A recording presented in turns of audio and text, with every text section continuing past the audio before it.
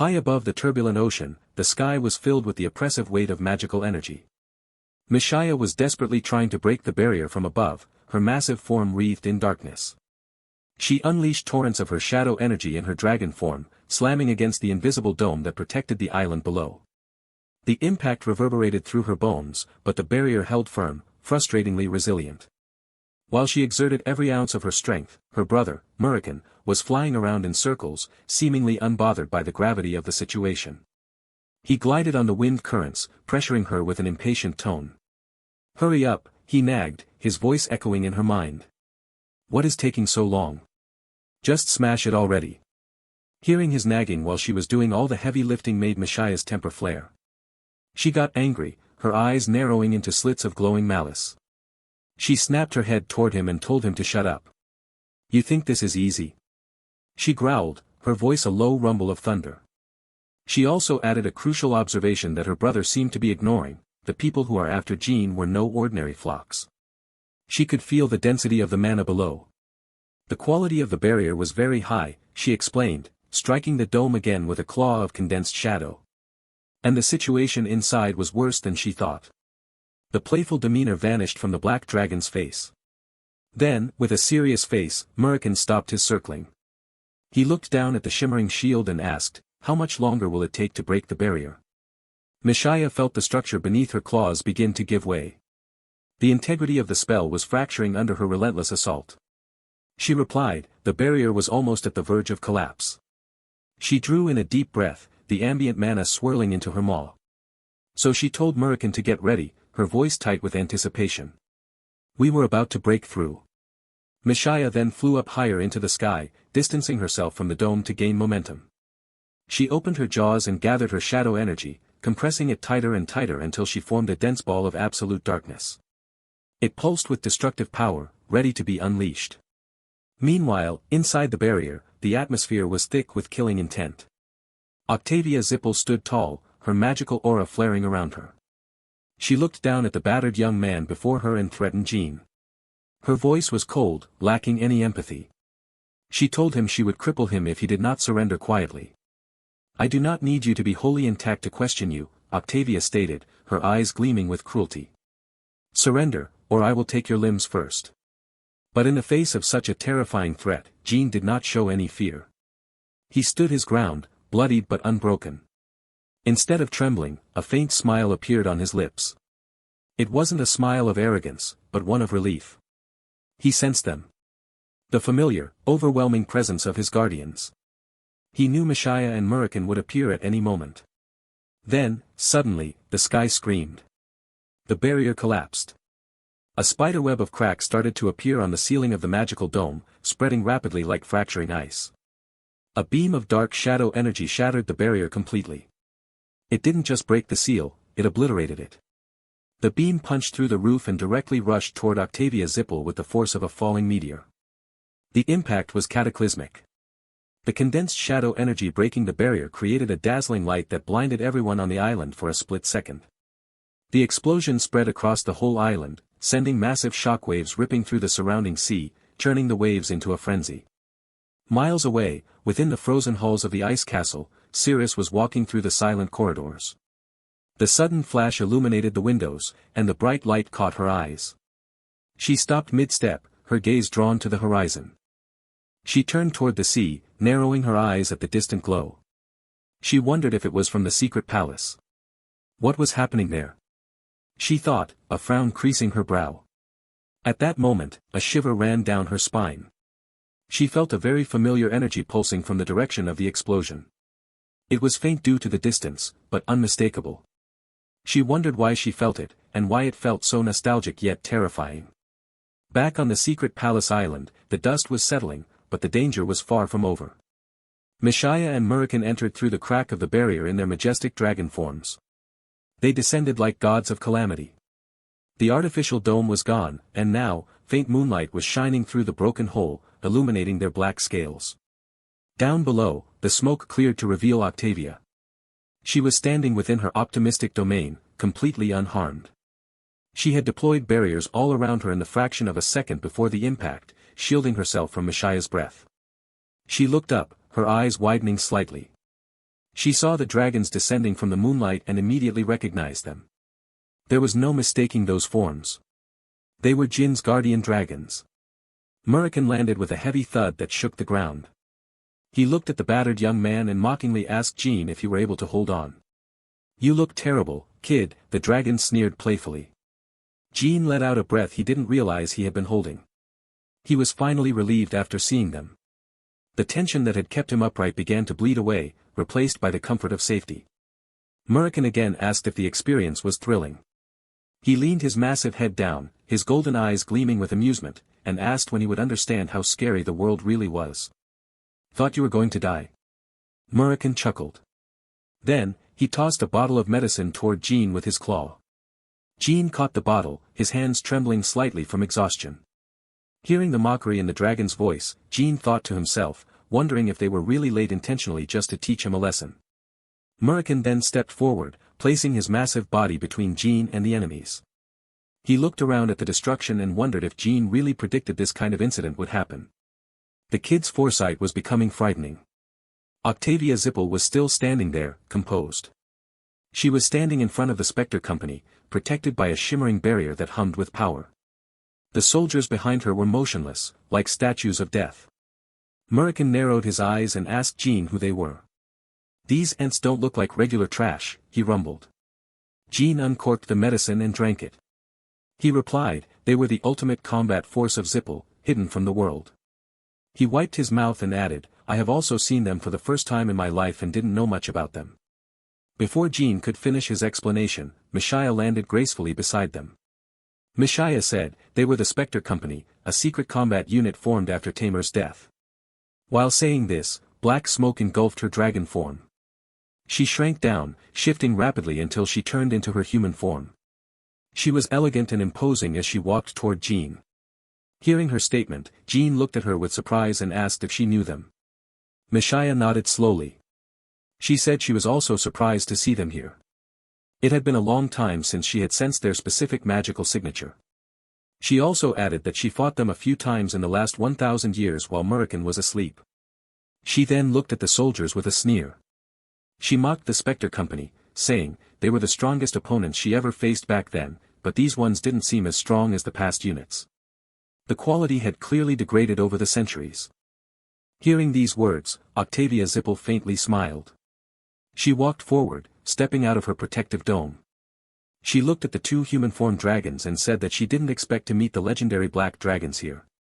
She then taunted them, her voice dripping with venom. She saying she heard Kadun had hurt one of them so badly that it took him many years to heal. Her eyes darted to Murican, referencing his long slumber and weakened state. Hearing those words, Murican's expression darkened. He asked if she was talking so much because she was afraid. "You yap like a frightened dog," he spat.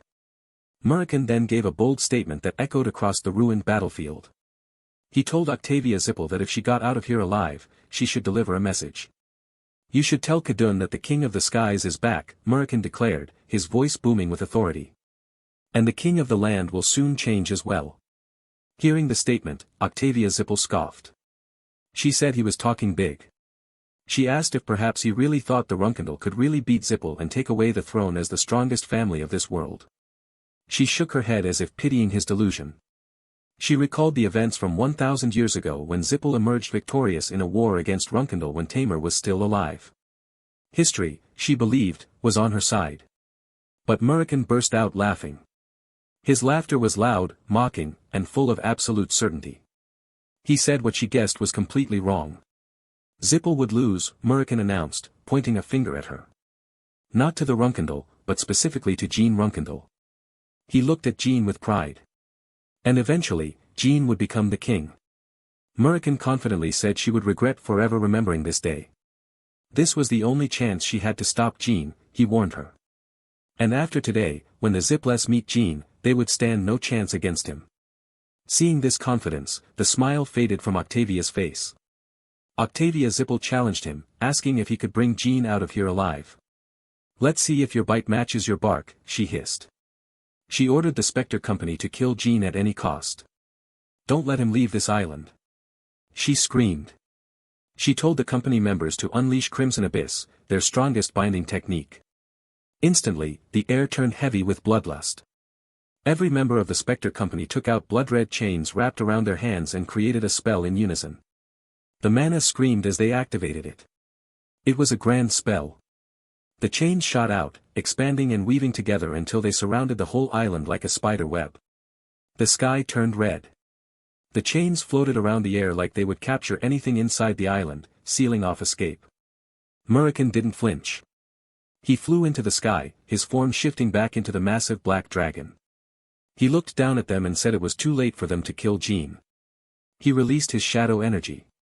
It exploded outward, a tide of darkness that covered the whole sky above the island, blotting out the stars and the moon. The pressure was immense. The things around him shattered immediately under the weight of his power. Octavia, Zipple and Murican were in a standoff. Sky against ground. Shadow against light. Octavia unleashed her secret technique. A pair of beautiful butterfly wings appeared on her back, shimmering with iridescent light. It looked very beautiful and dangerous at the same time, a deadly grace. Both of them charged up their energy. The atmosphere distorted. A bright golden ball of energy formed in front of Octavia, humming with destructive light. And a blue ball of condensed shadow energy was formed by Murican. And they unleashed their attacks simultaneously. As their attacks collided, the world went white. The whole island was dazzling with bright lights, the force of the impact shaking the very foundations of the earth. Jin was standing far away, his eyes locked onto the chaotic scene, watching the battle unfold with growing dread. In the distance, the clash of magical forces distorted the very air. Murican's shadow energy, usually a dominant force of destruction, was being pushed back. The great black dragon roared, unleashing waves of darkness, but he was visibly struggling to keep up with the coordinated assault of the Spectre Company. Jin was shocked to see the caliber of the battle. The scale of magic being thrown around was suffocating. He thought to himself, they are enemies on a completely different level than anyone I have ever faced. The coordination, the density of their mana, and their ruthless efficiency were terrifying. Watching the condition of the battle deteriorate, he suspected that if this goes on any longer, they might not win this. The realization settled in his gut like a heavy stone. Jin then turned towards Mishaya with a worried face. He had to think of a way to turn the tables. He told her, this island is in the territory of the Ice Castle. So, if the condition becomes more disadvantageous for us, this should create havoc to gather attention from the Ice Castle. His mind raced with the possibilities. Jin was sure that the Ice Castle Master would definitely come in aid, he reasoned, as he had a good relationship with her. If Cirrus or Tychon's forces noticed the anomaly, the Spectre Company would be forced to retreat. However, Mishaya dismissed his idea immediately. She looked at him with a mix of amusement and arrogance, saying she had not still started fighting seriously, so how could he think they were going to lose the battle?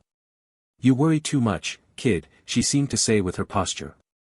Saying this, she raised her hand and gathered shadow energy in her palm. The darkness swirled violently, condensing into a solid form. However, seeing his concern, she softened her tone slightly. She told Jin that she would give this idea a thought after Murican takes him out from the island. She created a spear out of shadow energy. It hummed with a low, menacing vibration. She looked at him and assured Jin not to worry. Just get going, she commanded. Her body was coated with shadow energy, a thick, writhing aura that seemed to swallow the light around her. As she prepared to engage, she told Jin, the old Spectre Company was much stronger than these guys. Even then, they could not do anything to me. Jin looked at her, stunned. Jin thought Mishaya was extremely strong, perhaps around the level as Murican after he got some of his power returned. But as her aura expanded, he realized he was wrong. Her power far suppressed his imagination. She was completely on a different level. The shadow energy emitting from her body felt extremely immense. It was a very deep and dark shadow key, ancient and bottomless, unlike anything he had felt before. Mishaya rushed forward, her figure blurring as she moved. She shouted back, saying she would create a path for Jin and Murican to leave the island. She threw her spear with full force. It didn't look like a physical weapon, it felt like a beam of light rushing forward in a straight line, tearing through the atmosphere. The spear immediately penetrated the barrier created by the Spectre Company to defend themselves. The sound of shattering magic echoed like glass breaking. Where the barrier was penetrated, Octavia Zipple's eyes widened. She tried to recover the barrier, pouring more mana into the breach, but the shadow energy was eating away the defensive formation like acid. It spread rapidly, corroding the magic meant to stop it. She was shocked and desperate, thinking, what should I do? The situation was spiraling out of control. A company member was frantically briefing her about the condition of the barrier as it was depleted rapidly. It is steadily disintegrating from the point of damage. He shouted over the noise. He warned Octavia, if this goes on for a moment, the barrier would be completely destroyed with the next attack. Mishaya saw their panic and smiled coldly. She taunted her, saying their level of magic would not work against her. She told them to carry out their attack and try if they could stop her. Is that all you have? She seemed to mock. Mishaya created 3 more spears out of thin air with her shadow energy, each one radiating deadly intent. Seeing this, Octavia immediately told the Spectre Company to cancel the defensive formation. Switch tactics. She screamed. She ordered them to increase their defense with the chain formation restraint. They immediately took action, shifting their mana flow. They covered themselves with glowing red chains, creating a dome-like shape that pulsed with binding energy. Mishaya mocked them, shaking her head. She said they should not try such cheap tricks against a master of shadows. She continued with her attack. The shadow spears flew true. Her attacks also penetrated the new formation effortlessly, shattering the chains as if they were made of glass. Octavia gritted her teeth in frustration. None of her methods were working. The barrier was shattered even after she concentrated all her mana into it. She felt a rising sense of helplessness. When she was lost in her thought, trying to find a solution, one of the company members shouted, telling her to look above. Look! He cried. She looked up and saw Murican in his dragon form flying towards the hole of the barrier covering the island. Jin was clung to his back, securing his grip for the escape. The veins in Octavia's face popped up in anger. She thought in her mind, how could I fall into such a pathetic condition? To let them escape like this? She immediately ordered the Spectre Company to target the escaping black dragon. She told them not to leave any of them alive. Kill them. Bring them down. The Spectre Company immediately created many magic formations directed towards Jin and Murican as they were about to leave the island through the hole of the barrier. Their focus shifted entirely to the sky. As they were distracted from Mishaya, she launched a secret attack. Her voice cut through the battlefield, saying, "Did the seniors from the old Spectre Company not warn you? Never look away from me." She jumped into the sky, soaring higher than the mages. She threw many spears at them while the Spectre Company was attacking Jin and Murican.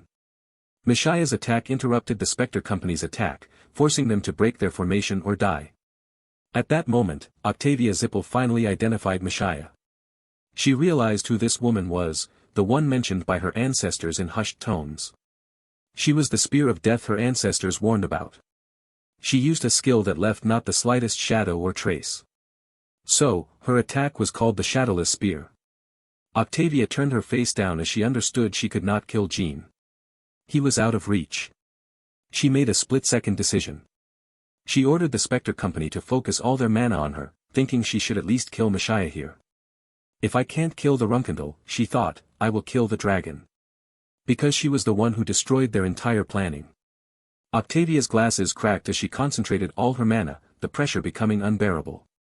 The Spectre Company members also gave all their mana to her, channeling it into a single, massive magic formation. Glowing green chains covered her body, pulsating with the raw power of the Zipple heritage. She shaped the energy, twisting it into a monstrous form. She created a giant bird with her mana, a predator made of pure magical energy. She directed her attack towards Mishaya, cursing her to be ripped and swallowed by the beast. Die! She screamed. A giant bird summoned through immense mana rushed toward Mishaya, its beak open to consume her. As it was about to swallow Mishaya, she didn't flinch. She simply clenched her hands. Instantly, shadow spears penetrated the bird from every direction. The construct exploded from the inside out, dissipating into harmless sparks. Octavia was trembling in anger seeing her ultimate attack fail so easily. Mishaya landed softly, her expression calm. She taunted her, saying, at least now the battle was getting a little interesting. She again created many spears out of thin air, ready to attack at any moment. As their attacks clashed below, Jin and Murican flew past the barrier. Jin looked back one last time and saw the dazzling light emitting within the barrier, the sign of a battle that surpassed human understanding. Murakan was flying across the deep, vast ocean in his majestic dragon form, spreading his wings across the air with a rhythmic, powerful thrum that vibrated through the very atmosphere. The wind whipped around his massive scales, creating a roar that would have deafened a lesser man, but for the rider on his back, it was merely the soundtrack of survival. Jin was riding his back, gripping the dark scales with hands that trembled slightly from exhaustion. Tonight's battle was still visible in his appearance, or rather, to be more precise, last night's fight was still visible in his appearance. He wore torn clothes that flapped violently in the high-altitude gusts, and dried blood stains in his face masked the youthful features of the Runcandel. It had been a narrow escape from the secret palace island, a place that now felt like a nightmare fading into the horizon. Every muscle in Jin's body ached, a sharp reminder of the life-or-death struggle they had just endured. Jin was worried about his guardian dragon, Misha. His mind kept wandering back to the chaos they had left behind. Though she was strong, he knew the terrifying reality of their pursuers. Octavia Zipple and her Spectre company were also no ordinary people. He could still see the cold, calculated destruction they unleashed, a force of nature wrapped in human form and draped in the authority of the Zipple clan. The memory of their spells clashing against Misha's defenses sent a chill down his spine that had nothing to do with the winter wind. Murakan was worried about Jin's condition. Even in his draconic form, he could feel the erratic pulse of the boy on his back and the way his grip occasionally faltered. The great dragon turned his massive head slightly, his golden eyes reflecting the stars. He asked about Jin about his condition, saying he was not looking good. His voice, a deep resonance that seemed to bypass the ears and vibrate directly in the chest, carried a rare note of genuine concern. He questioned if he could hold on and go straight to their destination, or if the weight of his injuries would claim him before they touched land. Jin replied he wanted to hurry, his voice raspy and thin against the wind, but he couldn't go in his current condition. The internal damage was significant, his mana was a turbulent mess, and his physical strength was waning. So he proposed to go to the Jin Kingdom. It was a strategic choice, a place where the shadows might offer a temporary reprieve. His intention was to disguise himself there and improve his physical condition before the next phase of his journey began. Murakan then told Jin that even though they were traveling above the clouds, the safety of the height was an illusion. But flying with Jin in his back would raise warnings for several other people. The sky was not as empty as it seemed, the great powers of the world had eyes everywhere, magical sensors, high-altitude familiars, and ancient sentinels that could spot a dragon of Murakan's stature from leagues away. Jin also agrees with Murakan, realizing the logic in the dragon's caution. And told him to let him down near the Jin Kingdom so they don't gather attention. Go, Jin commanded softly, leaning forward to press his forehead against the cold scales of Murakan's neck. He told Murakan to go to Taiken right after with his message. Taiken would be their rallying point, a place where his allies could prepare for what was coming next. With a faint smile in his face, Jin told Murakan that he would see them after a year, like saying his farewell. It was a heavy promise, a year of solitude and growth in a world that wanted him dead. Murakan smiles, showing his giant teeth in a draconic grin that was both terrifying and comforting. Saying he will be waiting for him, calling him a kid. To the ancient shadow dragon, Jin would always be the kid, regardless of how many legends he forged. Saying this, they flew towards the horizon where the sun was setting, or perhaps rising in the distance of their speed, creating a bright, beautiful light that bled crimson and gold across the edge of the world. There was a long path ahead of them surrounded by the vast sea, an endless expanse of water that mirrored the uncertainty of Jin's future. Then the scene changes to a snowy forest. The transition from the salt spray of the ocean to the biting frost of the woods was jarring. Here, the world was hushed, muffled by a blanket of white. The trees are covered in thick snow, their branches bowing under the weight of frozen crystal, creating a labyrinth of ivory and shadow. Inside the deep forest, life persisted in a strange, whimsical form. Some blue creatures, almost looked like minions, called watertails were collecting their food. They were small, round, and moved with a frantic yet charming energy. Some were fishing from a frozen lake, peering through holes in the ice with wide, curious eyes, while some created fire, warming themselves and preparing food that smelled of roasted roots and dried fish. Nearby, the children of watertails were playing around, creating snowmen that looked remarkably like their own plump, blue shapes. Suddenly, a watertail came down on a sleigh from the icy mountains. He descended with a reckless joy, the wooden runners of his sled whistling over the packed powder. Others identified him as Dark Flame. The name seemed quite grand for such a small creature, but he carried it with pride. His sleigh came down in a pace, kicking up a spray of fine white mist. His face was full of happiness, and as he skidded to a halt, he waved his hand, greeting his companions with high-pitched chirps of excitement. Meanwhile, Jin entered a forest surrounded with tree roots, hidden from the world, secured from every direction.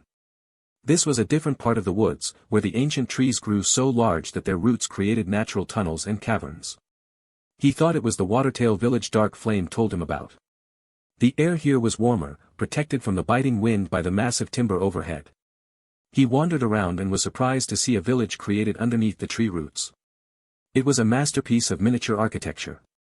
Seeing the little houses of Watertails, he found them very adorable. They were crafted from bark, smoothed stones, and woven moss, nestled into the nooks and crannies of the earth. But to his surprise, there was no one inside the village. The hearths were cold, and the small doors were shut tight. Silence reigned, save for the distant sound of the wind. He looked around and found a snow deer chewing grass inside his shelter. Jin approached it slowly, his presence softened by his exhaustion. He patted it, touching its chin, and said it had been a while and it seemed like its owners had gone somewhere. The deer huffed a warm cloud of breath against his palm, a small comfort in the lonely forest. Jin slowly stood up and sat beside the snow deer, leaning his back against the rough bark of a root. He couldn't wait forever in a state of collapse. Thinking until the Dark Flame came back to the village, he would circulate his mana that had flowed backwards. The battle at the secret palace had left his internal energy in a state of reflux, a dangerous condition where mana strikes back against the user's own body. As he started cultivating, his lower dantian glowed up with a blue light. The glow was faint at first, then intensified, shining through his torn clothing. A thick blue aura started surrounding him like a ball, a sphere of protective and restorative energy that hummed with power. However, the process was far from painless. His veins were popped out as the blue energy started circulating in every cell in his body. Each pulse of mana felt like a hot needle threading through his muscles, forcing the rebellious energy back into its proper channels.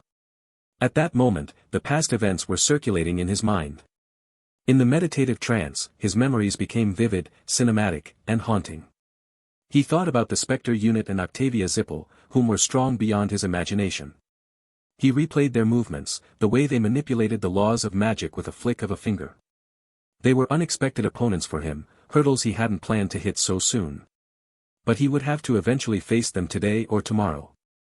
There was no path to the top that didn't go through the Zipple's elite. The only benefit for him was that he got to see just how strong the Spectre unit was compared to him.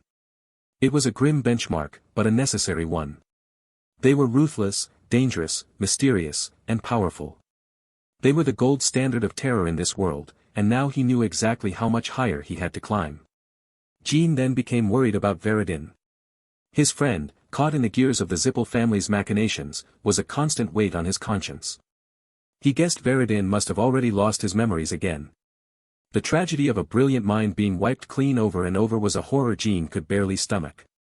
He questioned why were the gods, who were in a contact with him, was not doing anything for him even after seeing his condition.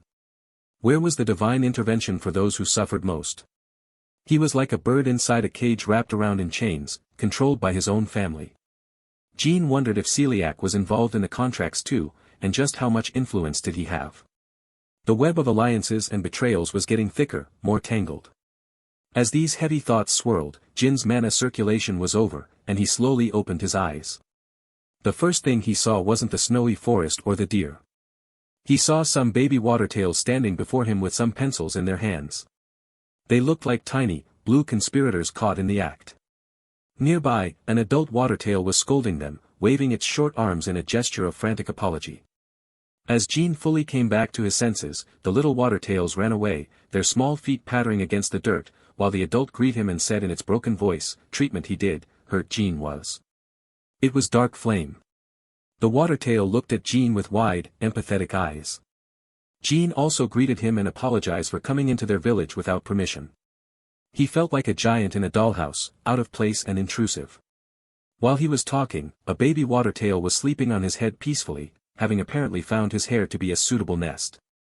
Jin said he didn't realize they were treating him because he was deep in thought. He had been so lost in his internal mana battle that he hadn't felt their small, medicinal touches. He thanked them but asked why everyone was laughing at him.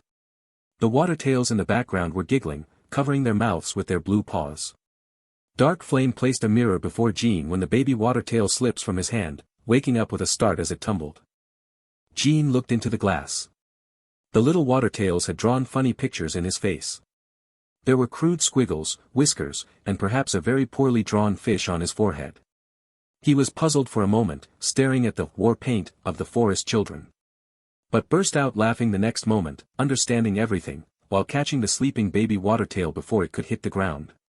Jin looked at the baby watertails and told them that their work was not so bad. A small moment of levity had managed to do what mana circulation couldn't, it lightened his heart. The atmosphere shifted back to the gravity of his mission. Dark Flame, with a worried face, asked Jin if he was okay, as he had seen a poster with 400 million gold for his head. To a creature of the forest, such a number was incomprehensible, yet clearly terrifying.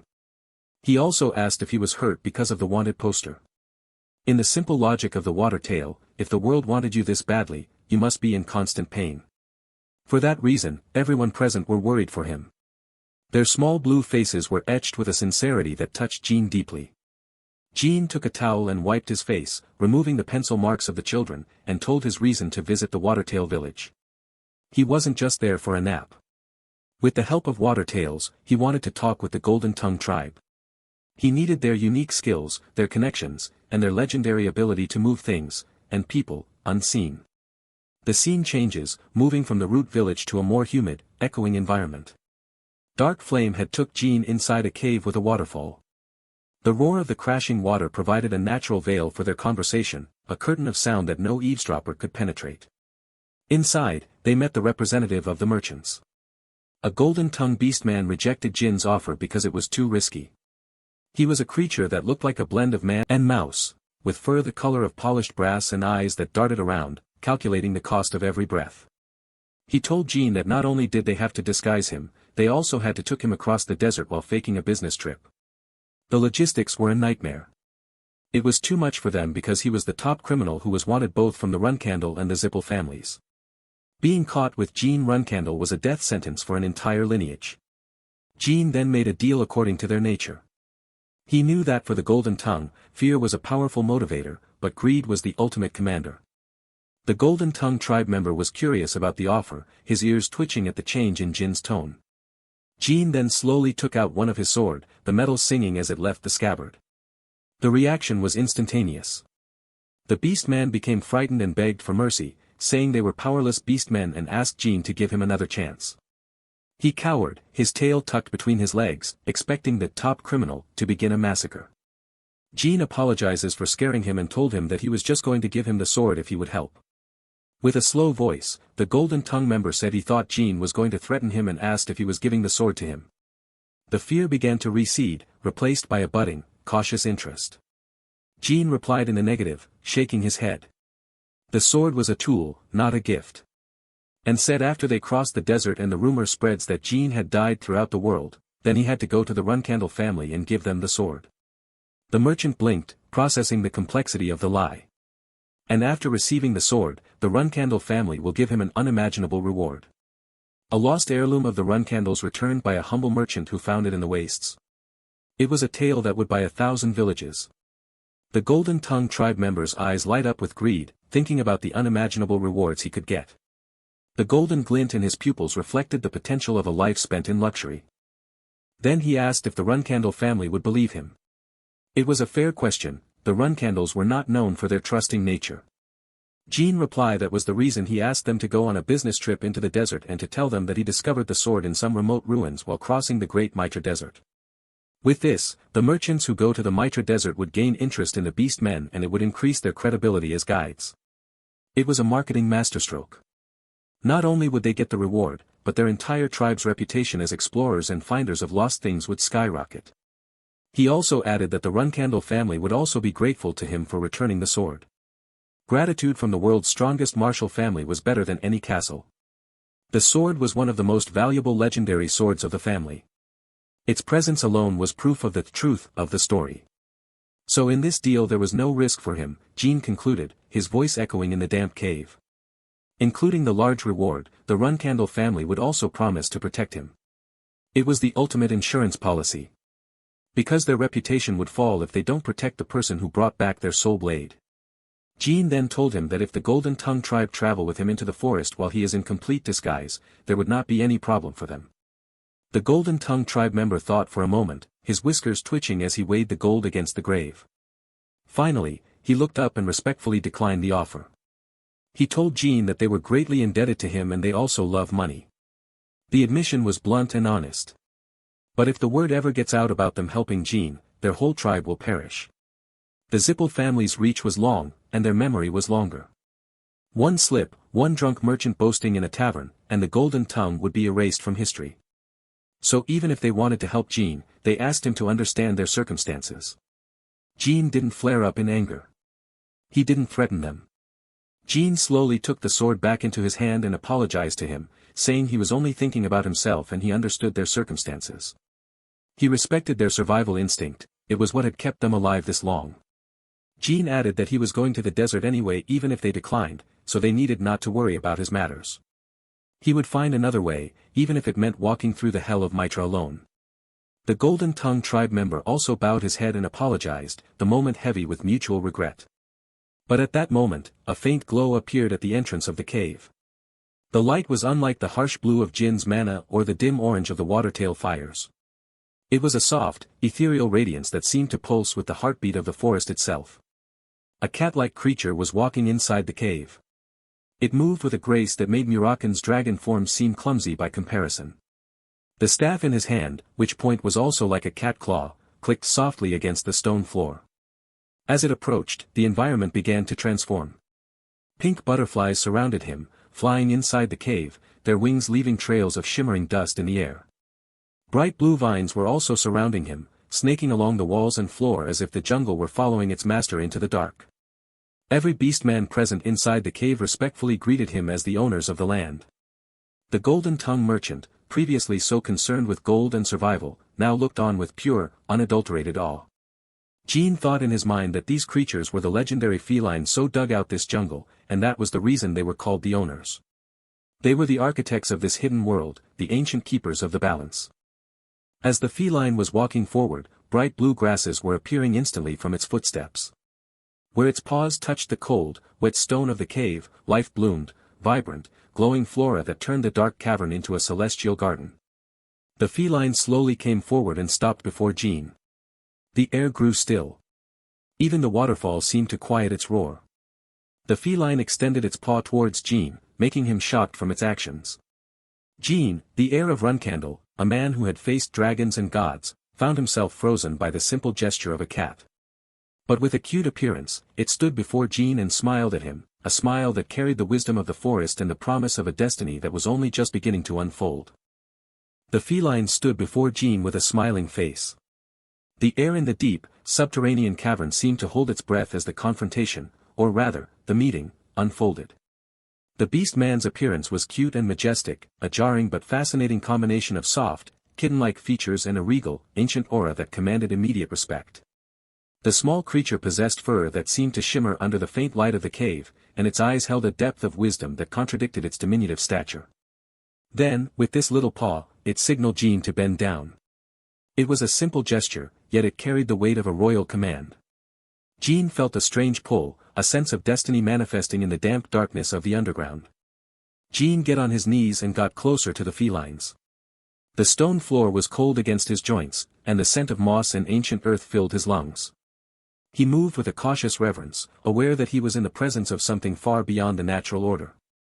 But the felines kept doing the gesture, the small, velvety paw waving impatiently in the air. Jin asked if he wanted him to get more closer. He felt the heat of the creature's presence now, a soft warmth radiating from its small body. Saying this, Jin got more closer than the felines place its little paw on Jin's forehead. The contact was light, barely more than the weight of a feather, but the impact was instantaneous and overwhelming. As its paw touched Jin's forehead, a dazzling bright light appeared from it and brightened the whole cave. It was a flash of pure, incandescent brilliance that burned away the shadows, forcing everyone to shield their eyes. The walls of the cave, once jagged and dark, were suddenly illuminated in a stark, divine glow. After the bright light fades away, a transformation had taken place. Pink butterflies had surrounded the whole cave, fluttering in rhythmic patterns that defied the stagnant air of the underground. They danced through the shafts of light, their wings leaving trails of shimmering dust. And the mysterious blue grass appeared from the ground where the felines had walked in, were still emitting a warm bluish light. All the beast men in the cave was surrounding them and watching Jin with curiosity. Their eyes, varying in color and shape, were wide with a mixture of awe and bewilderment. They whispered among themselves, their voices a low hum that echoed off the high ceilings. Then, from the side, the Golden Tongue tribe member walked toward Jin. The small merchant-like creature moved with a newfound energy, his footsteps quick and light. Jin also turned his face at him, curious about the reaction of the locals to this supernatural display. He clasped his hands together and stood before Jin. His face was full of happiness, eyes sparkling with amazement, reflecting the pink and blue lights that now filled the space. He told Jin that he had received the blessings of the felines. Jin felt a strange tingling sensation where the paw had rested. Jin lifted his hairs from his forehead and saw a little cat paw-like mark emitting a dim pink light appeared on his forehead. It was a perfect, miniature sigil, glowing with a soft, pulsing rhythm that felt like a second heartbeat. A face full of curiosity, he asked what was the blessings of the felines. He wanted to understand the nature of this power, the weight of the mark he now bore. Jin turned his face forward, wanting to ask the feline something, what to his surprise there was nothing. The felines had already gone. It had vanished as silently as a shadow when the light returns, leaving behind only the glowing grass and the fluttering butterflies as proof of its visit. The Golden Tongue tribe member said the felines had returned and seeing him like that was unexpected. No, it was the first time. The shock was evident in the creature's voice, a tremor of religious fervor. They also added that among the small beast men, those who receive the blessings of the felines must be welcomed with open arms regardless of their intentions or their race. This was a law of the caves, a fundamental truth that overrode all previous biases or suspicions. Still remaining in his happy posture, the Golden Tongue tribe representative said he would accept Jin's previous request. The tension that had previously defined their negotiation evaporated, replaced by an absolute, unconditional acceptance. With a surprised look, Jin asked who really were the felines to them. He needed to know the origin of these creatures that could command such loyalty and perform such miracles. The representative started explaining, saying that was a great question. His voice took on a lecture-like tone, steeped in the history of his people. And the first thing he needed to know about the felines was they were the small beast men's masters. They were the architects of their survival, the silent shepherds of the fragile. In order to protect the weak and small beast men like them, the felines had created these complicated and elaborate maze-like caves. The tunnels were not mere holes in the earth, they were a massive, living fortification. And because of them, humans and other large beast men couldn't find them easily. The sheer complexity of the geography acted as a natural filter, keeping the predators at bay. And they were also not interested in them because it's hard to find them in these caves. The cost of the search outweighed the reward for any would-be conqueror. And to finish the lesson, there are countless caves like this hidden around the world, protecting the small and fragile beast men all around the world. It was a global network of sanctuary, a hidden civilization beneath the feet of the giants.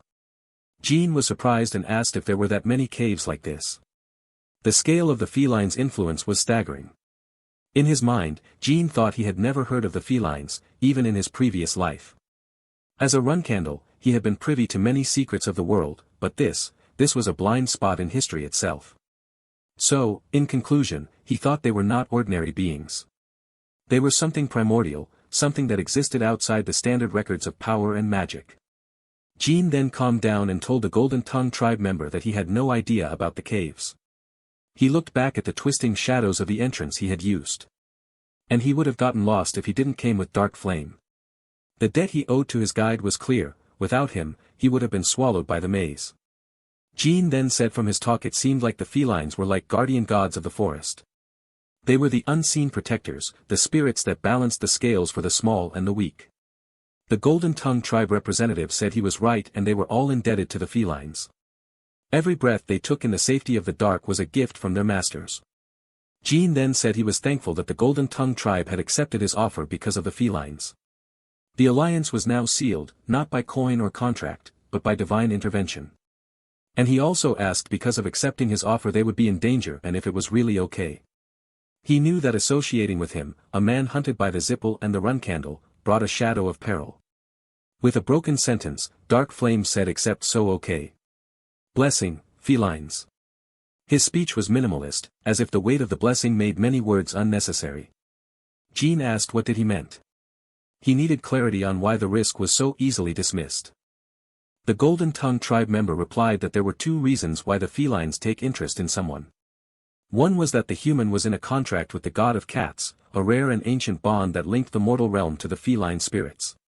And the other option was when they deemed that the human has taken care of the small beast men. It was a reward for empathy, a recognition of a soul that did not look down on the small.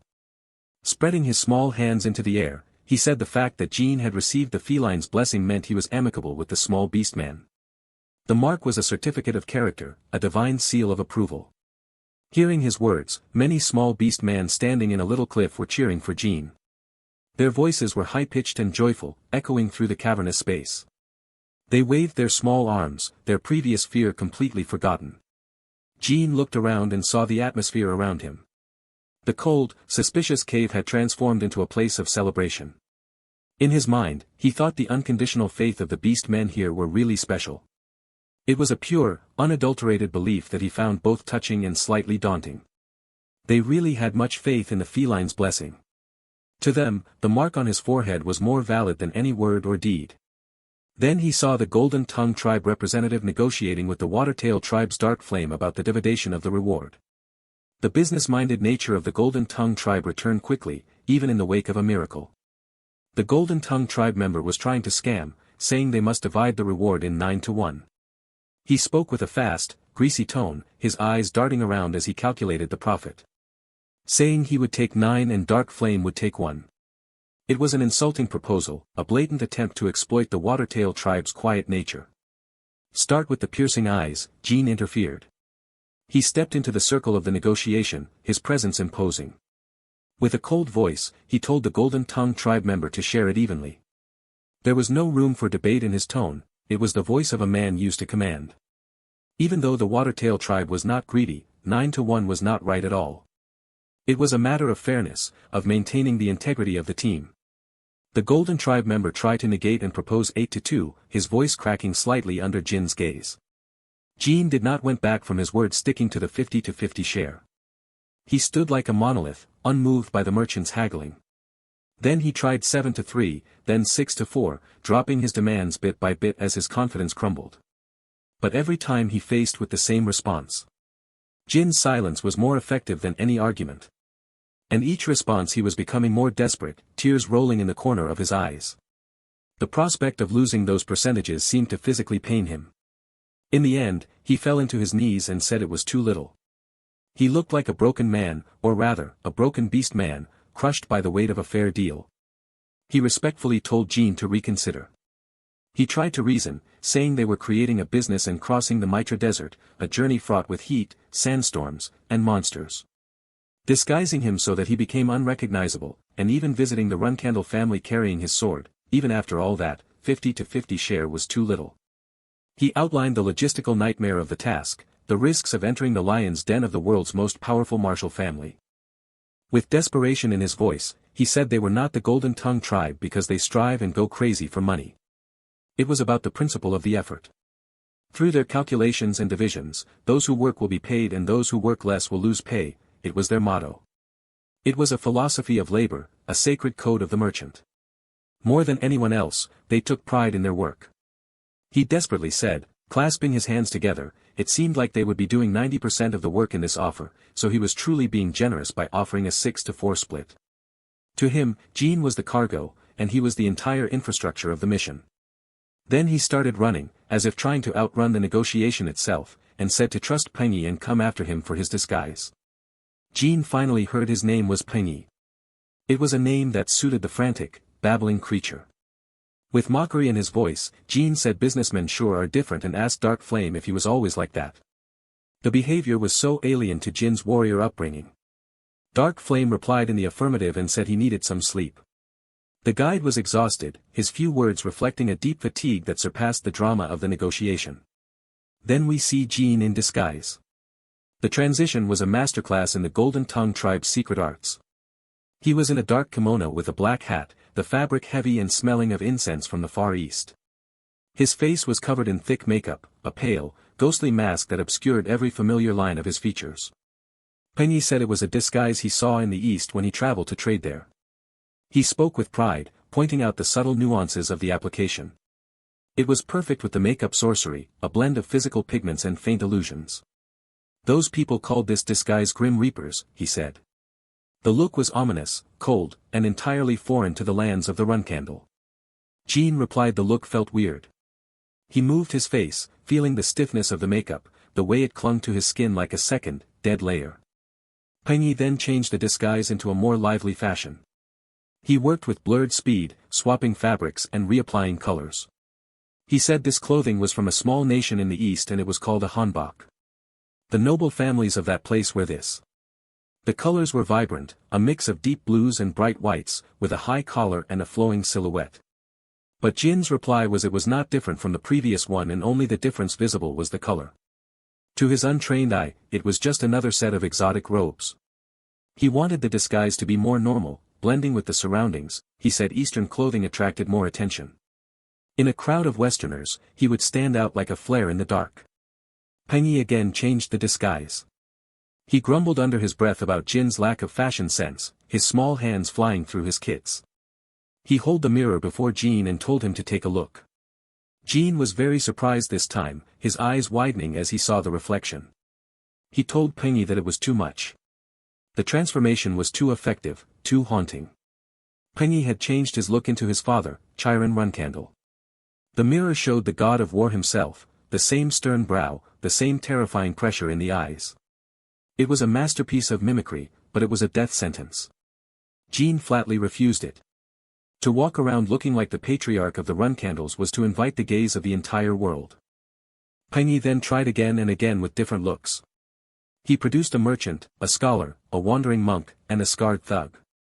But each time Jin rejected for different reasons. One was too tall, one was too distinctive, one felt too flimsy. Then, with a tired voice, Penny said, "How about this useless retired old mercenary?" He sighed, throwing a set of battered, dusty leather armor and a faded cloak onto the table. He had also prepared an old sword, its scabbard nicked and its hilt wrapped in frayed cord. It was the image of a man who had seen too many battles and earned too little coin. Jin finally liked the disguise, saying it would be fine. It was the perfect middle ground, noticeable enough to be dismissed as common, but dull enough to fade into a crowd. Penny said it was a great choice, but his face told different. He looked disappointed that his more flamboyant creations were discarded for such a drab aesthetic. Jin then said he was going to look around some shops to see if the disguise was perfect. He needed a field test, a way to see if the common eye, and the uncommon eye, would see through the facade. He told Penny and Dark Flame to pack their things so they could depart tomorrow. The time for hiding in the cave was coming to an end. Both of them nodded in agreement. Jin then walked outside. The underground city was a hive of activity, a hidden world beneath the crust. In the market, little beast men were walking everywhere. Their small forms moved between stalls with a frantic, purposeful energy. Bright light emitting from every stalls, created by glowing stones and enchanted lamps, painting the cave walls in 100 different hues. Salesmen were trying to attract customers saying different things, their voices a cacophony of trade and haggling. Jin thought the shops looked more crowded during the night, so it was a perfect time to test his disguise. The chaos of the evening rush provided the perfect cover. As Jin was walking around, his eyes fell into the wanted posters of him hanging on the stone pillars and wooden boards. The illustrations were accurate, capturing the sharp lines of his face and the intensity of his gaze. He thought his wanted posters had become wallpaper everywhere. It was a sobering reminder of the price on his head, of the sheer number of people who would kill him for a bag of gold. Then he saw some men with white robe, it was people from the Zipple family. They moved with a practiced arrogance, their eyes scanning the crowd with magical precision. Their eyes met. For a heartbeat, the world seemed to stop. Jin felt the familiar surge of mana in his veins, ready to strike. Jin tried to slip away, turning his shoulder to mask his profile. But he was called back from behind by the Zipless. "Hey, you," one of them shouted. Jin stopped, his hand hovering near the hilt of the old sword. He was thinking if he had gotten caught. He prepared his mind for a sudden breakout, calculating the distance to the nearest alleyway. But they took out his wanted poster and asked him if he had seen the man in the picture. They held the parchment up to his face, comparing the painted Jin to the retired mercenary before them. He nodded in disagreement and said he was also looking for him. His voice was a raspy, aged growl, fitting his new persona. The Zipples left, their interest waning as they looked toward the next group of travelers. While leaving, one of them commented that he didn't know a retired mercenary would also join the chase. He chuckled, a sound of pure condescension. Another one said it was because of the cash reward was so big. They viewed him as just another bottom feeder trying to strike it rich on a lucky find. As the Zipples left, Jin thought even the Zipples didn't recognize me, so the disguise should be perfect. If the mages of the Zipple family, with their heightened senses, could be fooled, then the world was his to walk. He also thought it could be an effect of the feline's blessing. Perhaps the mark on his forehead acted as a subtle veil, a divine protection that smoothed over the cracks in his acting. Then suddenly a strong voice came from behind. It was the tiger beast men. They were towering figures, their muscles rippling under orange and black fur, their presence a violent contrast to the small inhabitants of the cave. They were shouting at Jin, saying why were so many useless human walking around today. Their voices were like the growling of a coming storm. They told Jin, calling him an old man, if he didn't want it to die, he should stop wanting around and get lost. They pushed past him, their shoulders striking him with enough force to knock a normal man down. Jin thought these guys were messing with him again. He recognized the specific scent of their tribe, the same one he had encountered before. He thought he could avoid conflicts with beast men with the help of feline's blessings. He had hoped the mark would be a universal pass, a shield against all beast-related aggression. But the reality was different. The tigers were too proud, too consumed by their own strength to care about the subtle marks of the small beast men's masters. But to maintain his disguise, he looked down and agreed with them. He hunched his shoulders, playing the part of the frail, cowed veteran. The tiger beast men left, saying when he see a human, he recalled the humiliation he got from a bastard human. The memory of their defeat was a festering wound in their pride.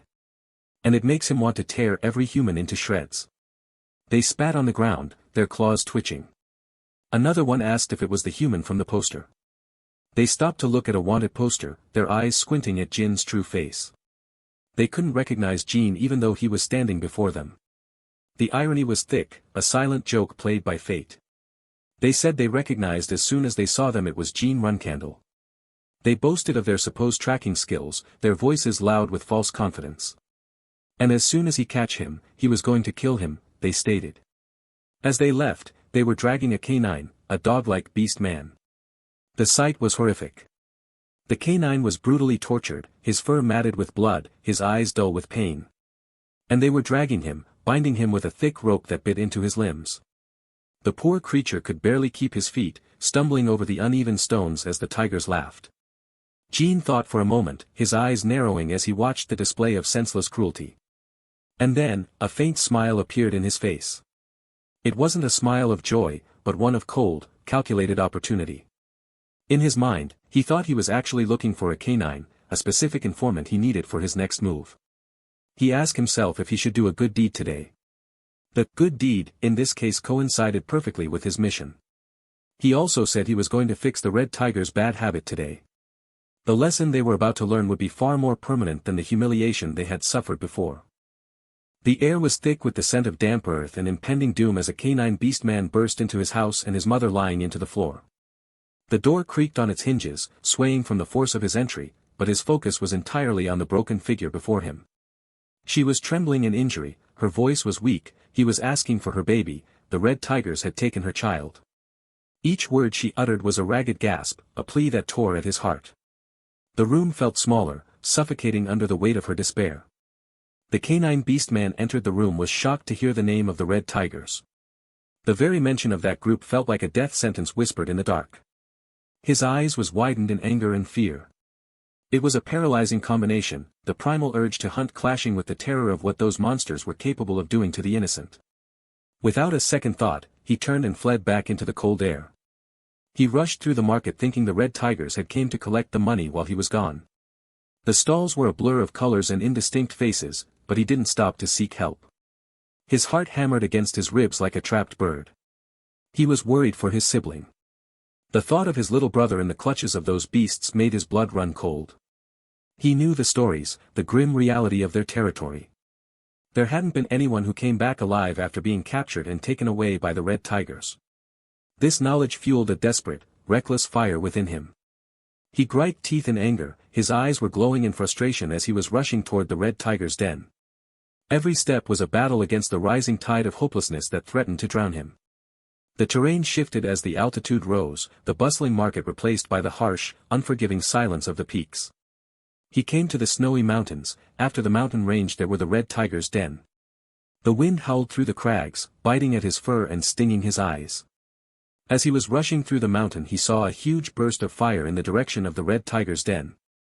The sky ignited in a brilliant, terrifying orange, casting long, dancing shadows across the white slopes. He thought he had lost his brother forever, his eyes were filled up with tears, his cries echoed through the whole mountain range. The sound was a raw, guttural expression of a soul being torn apart. He collapsed into the snow, the heat of the distant explosion mocking his frozen heart. But the fire did not bring only death. Then suddenly Jin appeared from the direction of the burst.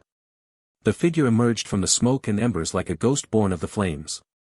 The canine beastman saw Jin carrying his brother in his arms. The sight was so improbable that he stayed frozen, his breath hitching in his throat. His eyes were finally filled with hope and confusion. It was a dizzying shift in reality.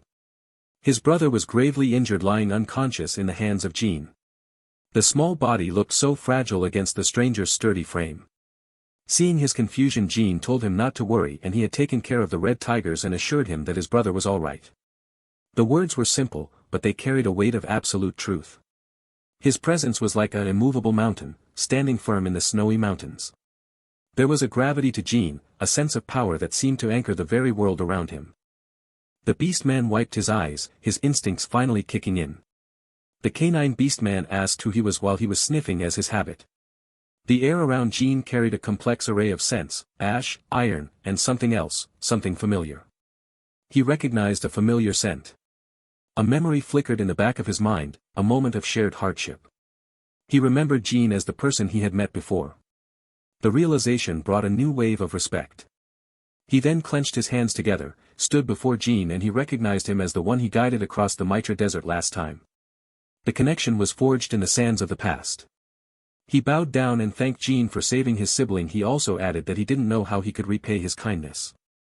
It was a deep, awkward movement, driven by pure gratitude. Seeing the canine's strange bow, he thought the canines couldn't lower their noses when they bow. It was a peculiar sight, a physical limitation of their biology.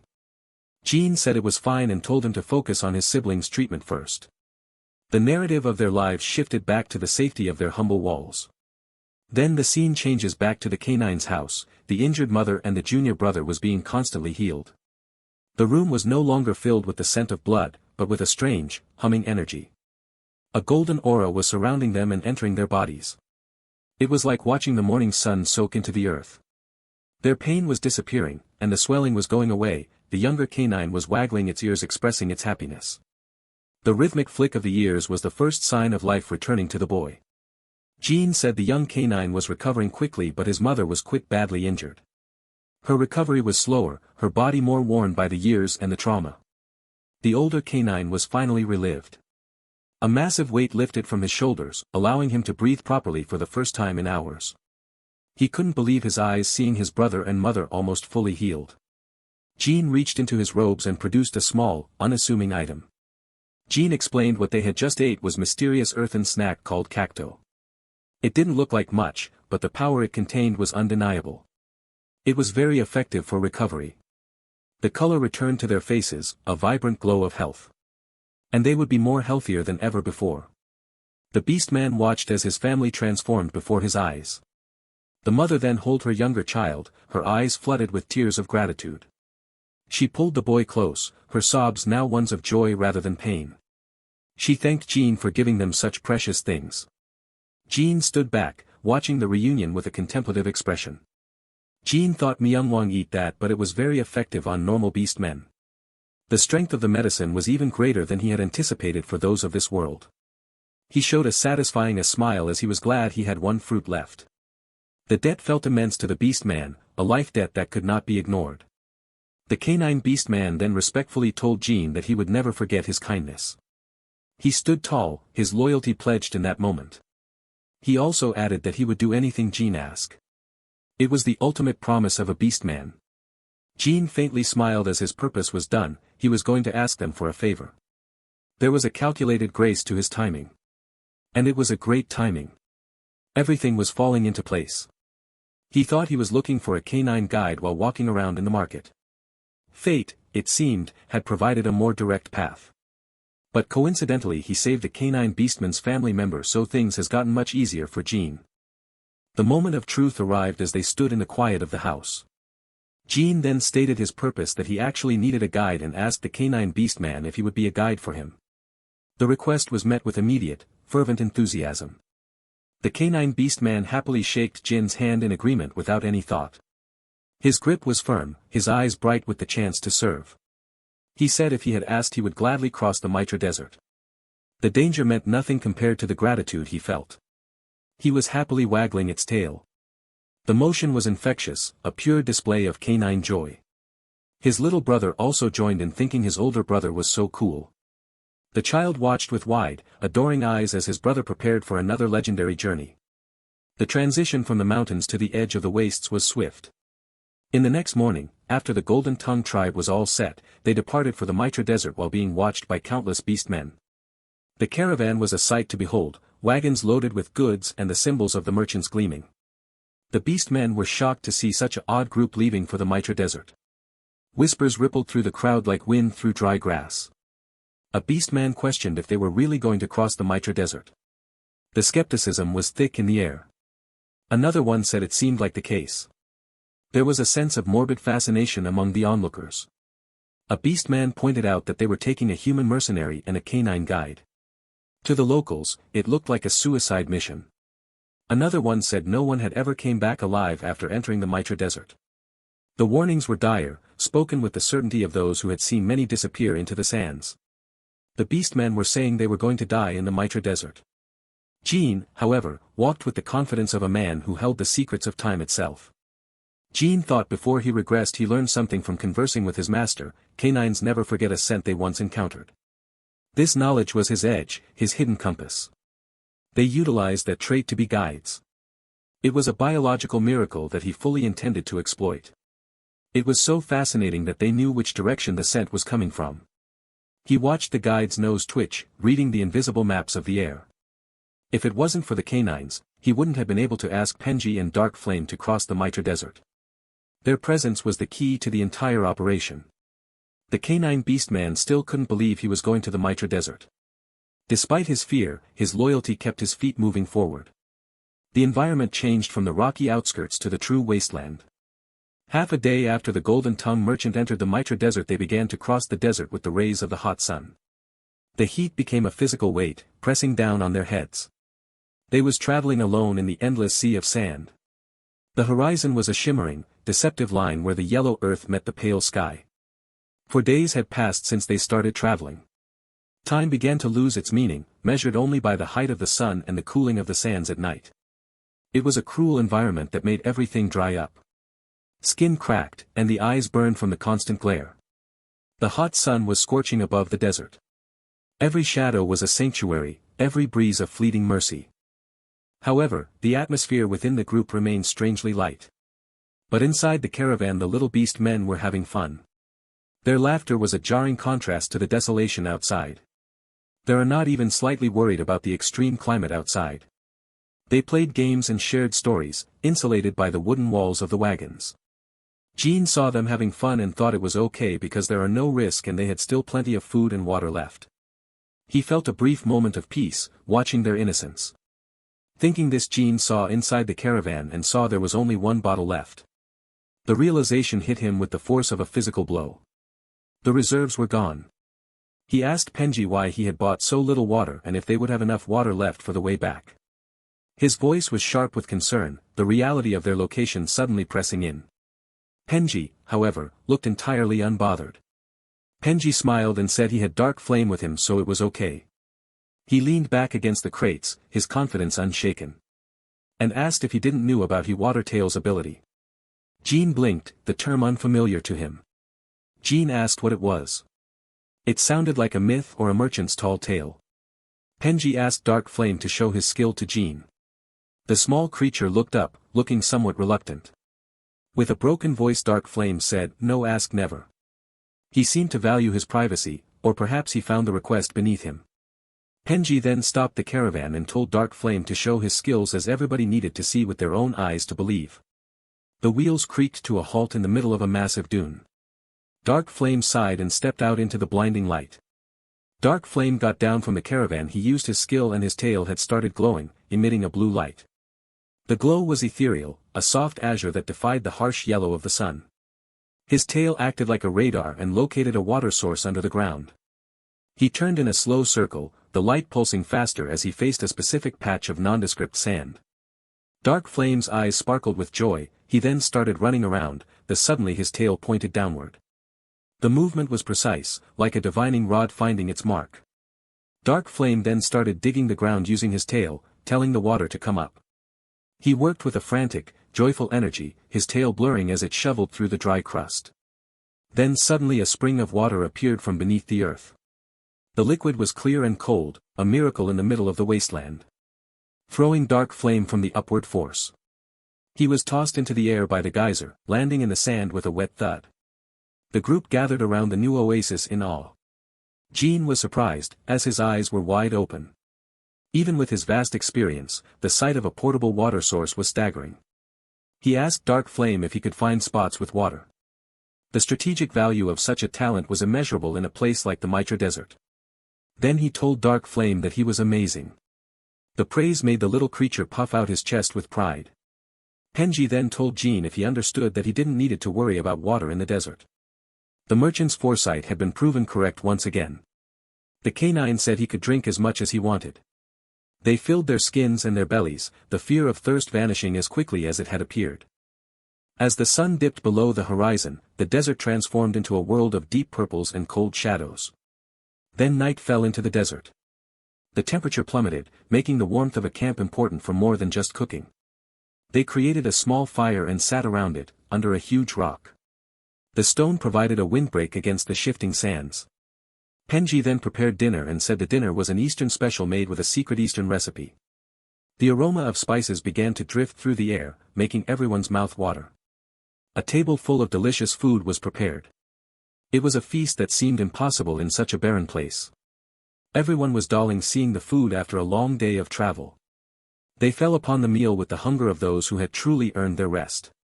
Jin praised Penji, saying there was nothing he couldn't do. He marveled at the merchant's ability to provide luxury in the heart of a wasteland. Penji was happy from the praise. He beamed, his golden tongue pride shining through. The peaceful moment was shattered without warning. Then suddenly a smoke of dust came rushing toward them. It wasn't the slow crawl of a normal wind, but a high-speed wall of grit. The canine thought if it was a sandstorm while covering their noses from the sand. The visibility dropped to zero in an instant. The tableful of food was spilled. Plates were upended, and the precious meal was lost to the grit and the wind. Then suddenly a majestic creature appeared in the sky.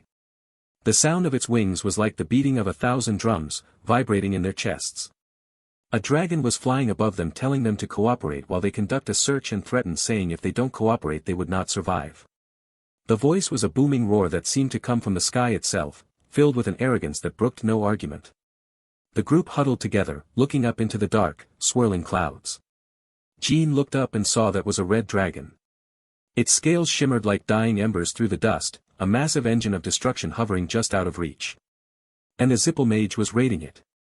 The figure on the dragon's back was draped in the unmistakable robes of the world's most powerful magic clan. Jin's face turned tense. The memories of his past life, the struggles against their tyranny, came rushing back. He cursed at the Zipples as they were searching the desert and preparing for another battle.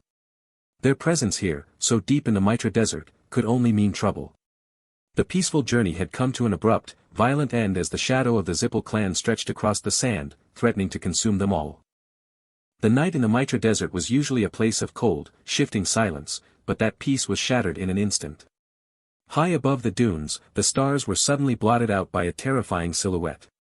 A giant red dragon appeared into the night of the desert sky, its massive wings beating against the thin air, creating gusts of wind that threatened to bury the group in sand. The creature was a titan of scales and fire, a living weapon of the Zipple family. The bright light set on its head fell on Jin's group, illuminating them like insects under a magnifying glass. The light was blinding, a searing white orb that made the shadows of the dunes stretch and warp. The Zipple mage riding it, clad in the prestigious robes of his house, looked down at them with a cold, predatory gaze. From his high perch, he asked them to cooperate with the search, his voice magically amplified so that it boomed across the wasteland. He also threatened that if they do not comply, they would not survive. The threat hung in the air, heavier than the dragon itself. Jin was surprised to see the Zipple family was even searching the desert for him. He had expected them to be scouring the cities or the main trade routes, not this barren, sun-scorched void. As the wind from the dragon's wings whipped his hair, he was making himself prepared for the battle. His hand hovered near his hidden weapon, his mind calculating the distance between him and the mage. The giant dragon landed on the ground, its massive weight causing the sand to ripple like water. Dust billowed in a massive cloud, and as it settled, the mage stood before them inspecting each member of the group with narrowed eyes. He looked at the beastfolk with a mixture of disdain and suspicion. He questioned what the beastfolk were doing in the dangerous Mitra desert. Penji respectfully replied that they were searching for ruins. The rabbit man bowed low, his voice trembling only slightly as he tried to play the role of a desperate scavenger. The Zipple mage asked why they were looking for ruins when everyone had given up long ago. He stepped forward, the sand crunching under his boots, and he further asked if life had become so hard that he had to risk their lives. Penji replied in the affirmative with a heavy sigh. He lowered his head and said trade was dead and normal goods were not selling much at the Yuka market. He painted a picture of economic ruin, hoping to appeal to the mage's lack of interest in the poor. The mage then turned his gaze at Jin, his eyes lingering on the human figure standing among the beastfolk. He said that they even hired a human mercenary, so they must be serious in that. Despite the intensity of the gaze, he couldn't recognize Jin in his camouflage. The disguise was perfect, a layer of magic and physical masking that hid the famous Runcandel features. The mage then asked Jin where he was from. Jin replied he was just a retired mercenary wandering without a home. He kept his voice flat, devoid of the noble cadence that might give him away. And he was simply living his day-to-day life by protecting the small beastfolk. He presented himself as a man with no ambition, a drifter just trying to survive. The mage seemed to accept the answer for a moment, but then he asked if he heard about Jin Runcandel, whom the whole world was hunting. The name hung in the air like a curse. Jin said he had seen wanted posters everywhere. He didn't blink, didn't show even a flicker of the power hidden within his soul. The Zipple mage then walked toward him, the distance closing rapidly. Saying if he knew, then there was no need for further explanation, and as he was a human, he was also a suspect. The mage's hand drifted toward his focus, ready to cast a spell that would strip away any illusions. Jin was worried that there might be more of them searching around, so it was safe for him to avoid trouble even though he could easily deal with him. Killing this mage would be simple, but the dragon and the potential reinforcements made it a tactical nightmare. The mage was about to check Jin if he was wearing any disguise, his hand reaching out to pull back the hood of Jin's cloak. But suddenly his communication device rang. The shrill sound cut through the tension. From the device, panicked voices could be heard, others were attacked and asked for reinforcements. The mage's face twisted in frustration. The mage then turned around in a hurry and ran toward the ambush point. He didn't have time for a lone mercenary when a real battle was raging elsewhere. He rode his dragon and went in that direction, the massive beast taking flight with a roar that shook the very foundation of the dunes. Penji sighed a relief, his shoulders slumped as the dragon disappeared into the darkness. And he didn't know what had happened, but it was a relief that they barely escaped. The brush with the Zipples had been far too close for comfort. Jin thought in his mind that just like Penji said, it was indeed fortunate. He watched the distant silhouette of the dragon, wondering who could have drawn the mages away. But in the desert, who dared to attack the Zipples? But suddenly a voice crossed his thought. He was shocked and he felt the voice was oddly familiar. It was a voice that belonged to his past, a voice that carried both comfort and a terrifying edge. He quickly turned around thinking it was his older sister Yona's voice. His heart raced with a mix of affection and dread. He wondered if the one who attacked the Zipples was his sister. He looked back and saw his sister clinging to the water tail. The sight was absurd. Seeing his sister, he wondered how she got there and she even knew Dark Flame. There was no logical explanation for her presence in the middle of the Mitra desert, let alone her familiarity with his companions. Yona had held the water tail in her lap, hugging it tight, asking if he was hungry. She treated the blue beast man like a stuffed animal, her eyes bright with a strange, playful light. Penji asked Dark Flame who she was and how he knew her. The rabbit beast man was bewildered by the sudden appearance of this human woman. The Watertail replied that she was Jin's sister. The revelation hit the group like a physical blow. The canine and Penji were shocked hearing the identity. They stared at Yona, then at Jin, trying to reconcile the two. Yona then looked at her brother and instantly recognized him in his disguise. Her eyes, sharp and perceptive, pierced through the camouflage as if it were glass. She quickly circled around Jin, seeing him in his new look. She moved with a fluid, terrifying speed, like a predator inspecting its prey. She then stood before her brother and with a happy smile called his name. Jin replied with a smile, the tension in his chest easing slightly at the sight of her. He asked why she was there and jokingly asked if she had come to capture him. He hoped for a light-hearted answer, but hearing that, she showed an evil smile and pulled her daggers. The metal gleamed coldly in the moonlight. Saying she had come to capture Jin, her voice took on a sharp, dangerous edge. She licked her dagger and told Jin that they could play all night for the first time in a while. Her eyes were wide with a manic excitement. And she had learned something lethal which could even kill him in an instant. She wasn't just teasing, the killing intent radiating from her was real, a sisterly affection expressed through the threat of death. Jin tried to avoid it, but ended up sparring all night.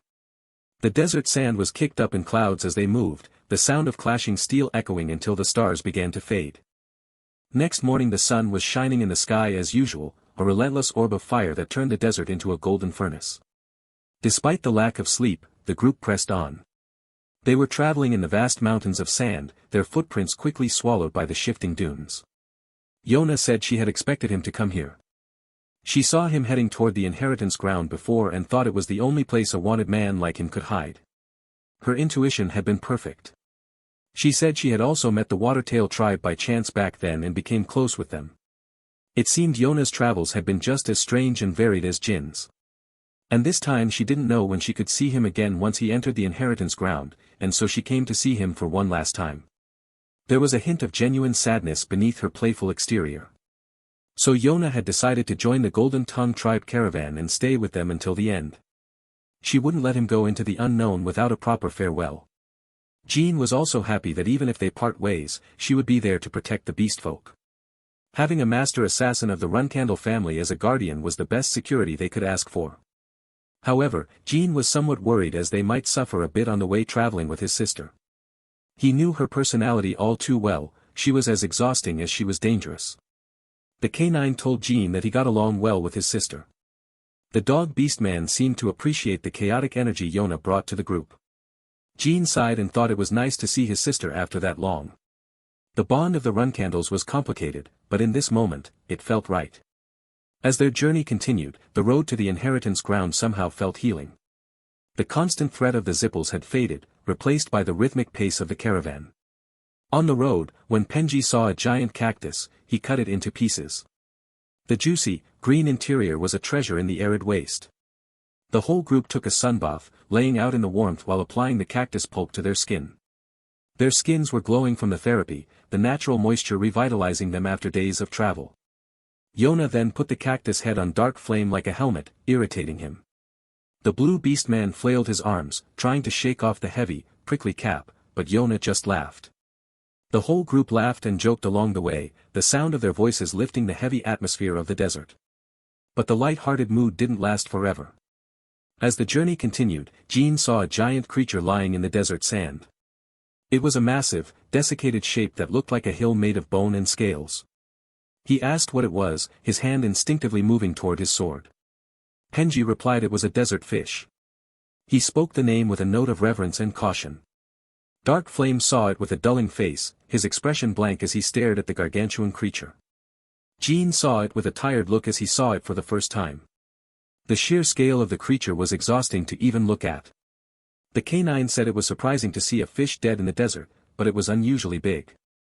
It looked like a whale that had been stranded in a sea of sand. Penji said it was not dead.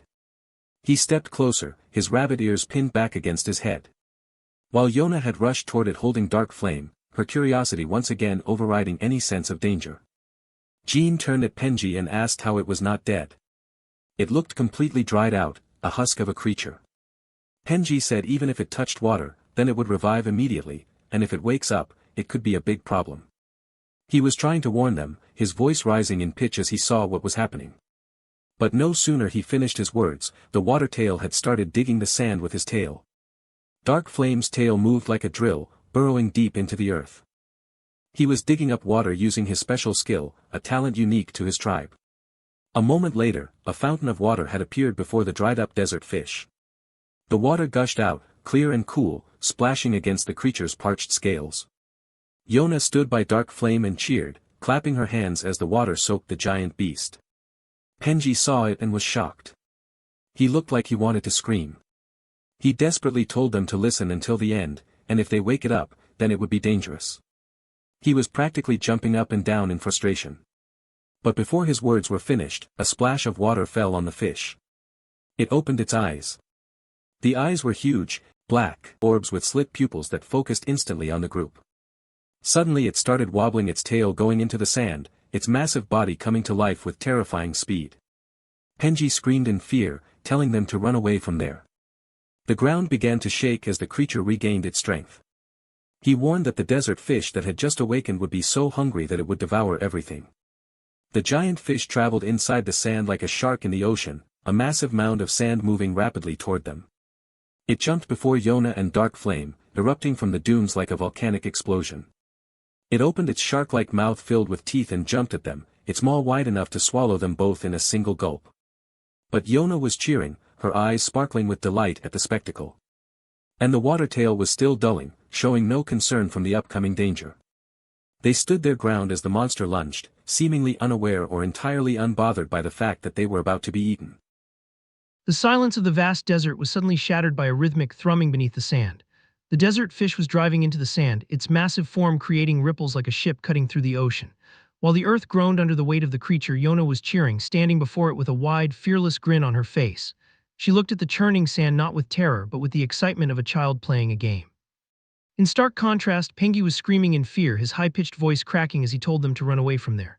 He scrambled backward, his small rat-like paws kicking up dust, but the warning came too late.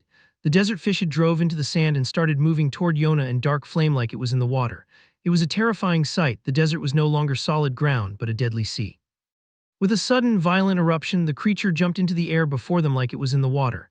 Its massive, scales-covered body blocked out the sun for a split second.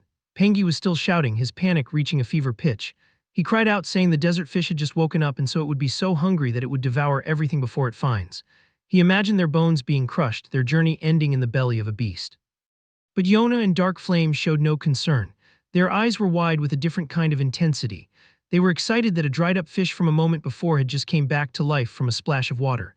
To them this wasn't a monster, it was a miracle of nature, a sudden burst of life in a dead land. The fish lunged toward them, its mouth was wide open, revealing a cavernous maw that seemed capable of swallowing the horizon. Its mouth was packed with neatly arranged, razor-sharp teeth, each one the size of a dagger. As it was about to devour Yona and Dark Flame, they were still laughing and excited as the giant shadow fell on them. The darkness of the creature's underside draped over them like a heavy shroud, yet neither moved an inch.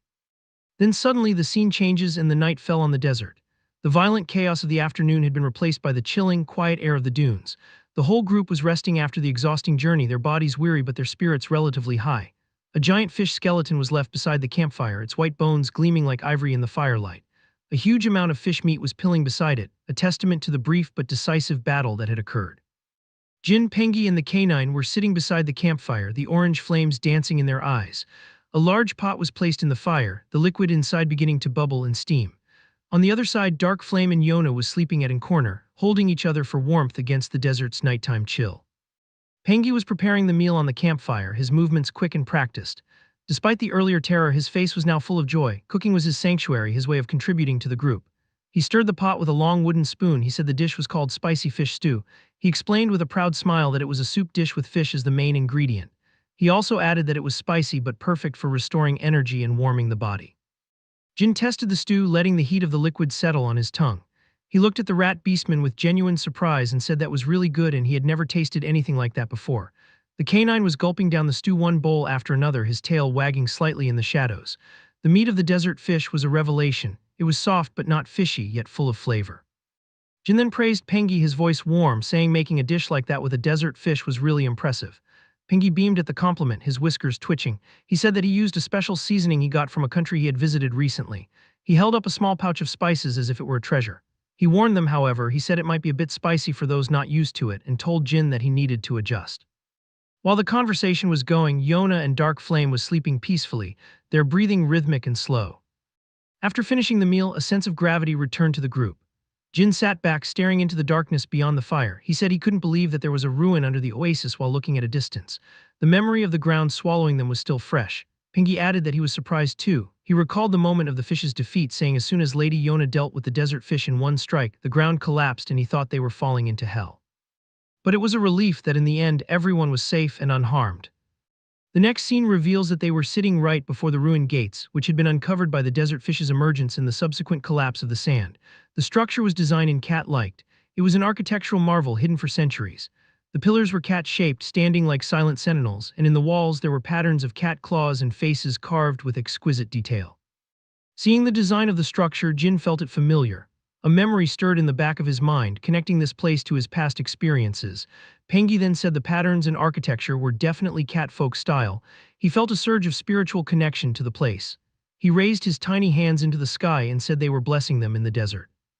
Jin replied that he understood that the catfolk made the ruin, but his analytical mind couldn't let go of the mystery. He asked why was there a ruin in a place like that. In his mind, he wondered what kind of race were they to even build ruins like that in the middle of a shifting, hostile desert. Jin's glance then suddenly fell on the carvings of the ruined walls. His eyes narrowed as he traced the lines of the stone. The carving looked like it was representing Laferosa, the legendary land of the Plutonians.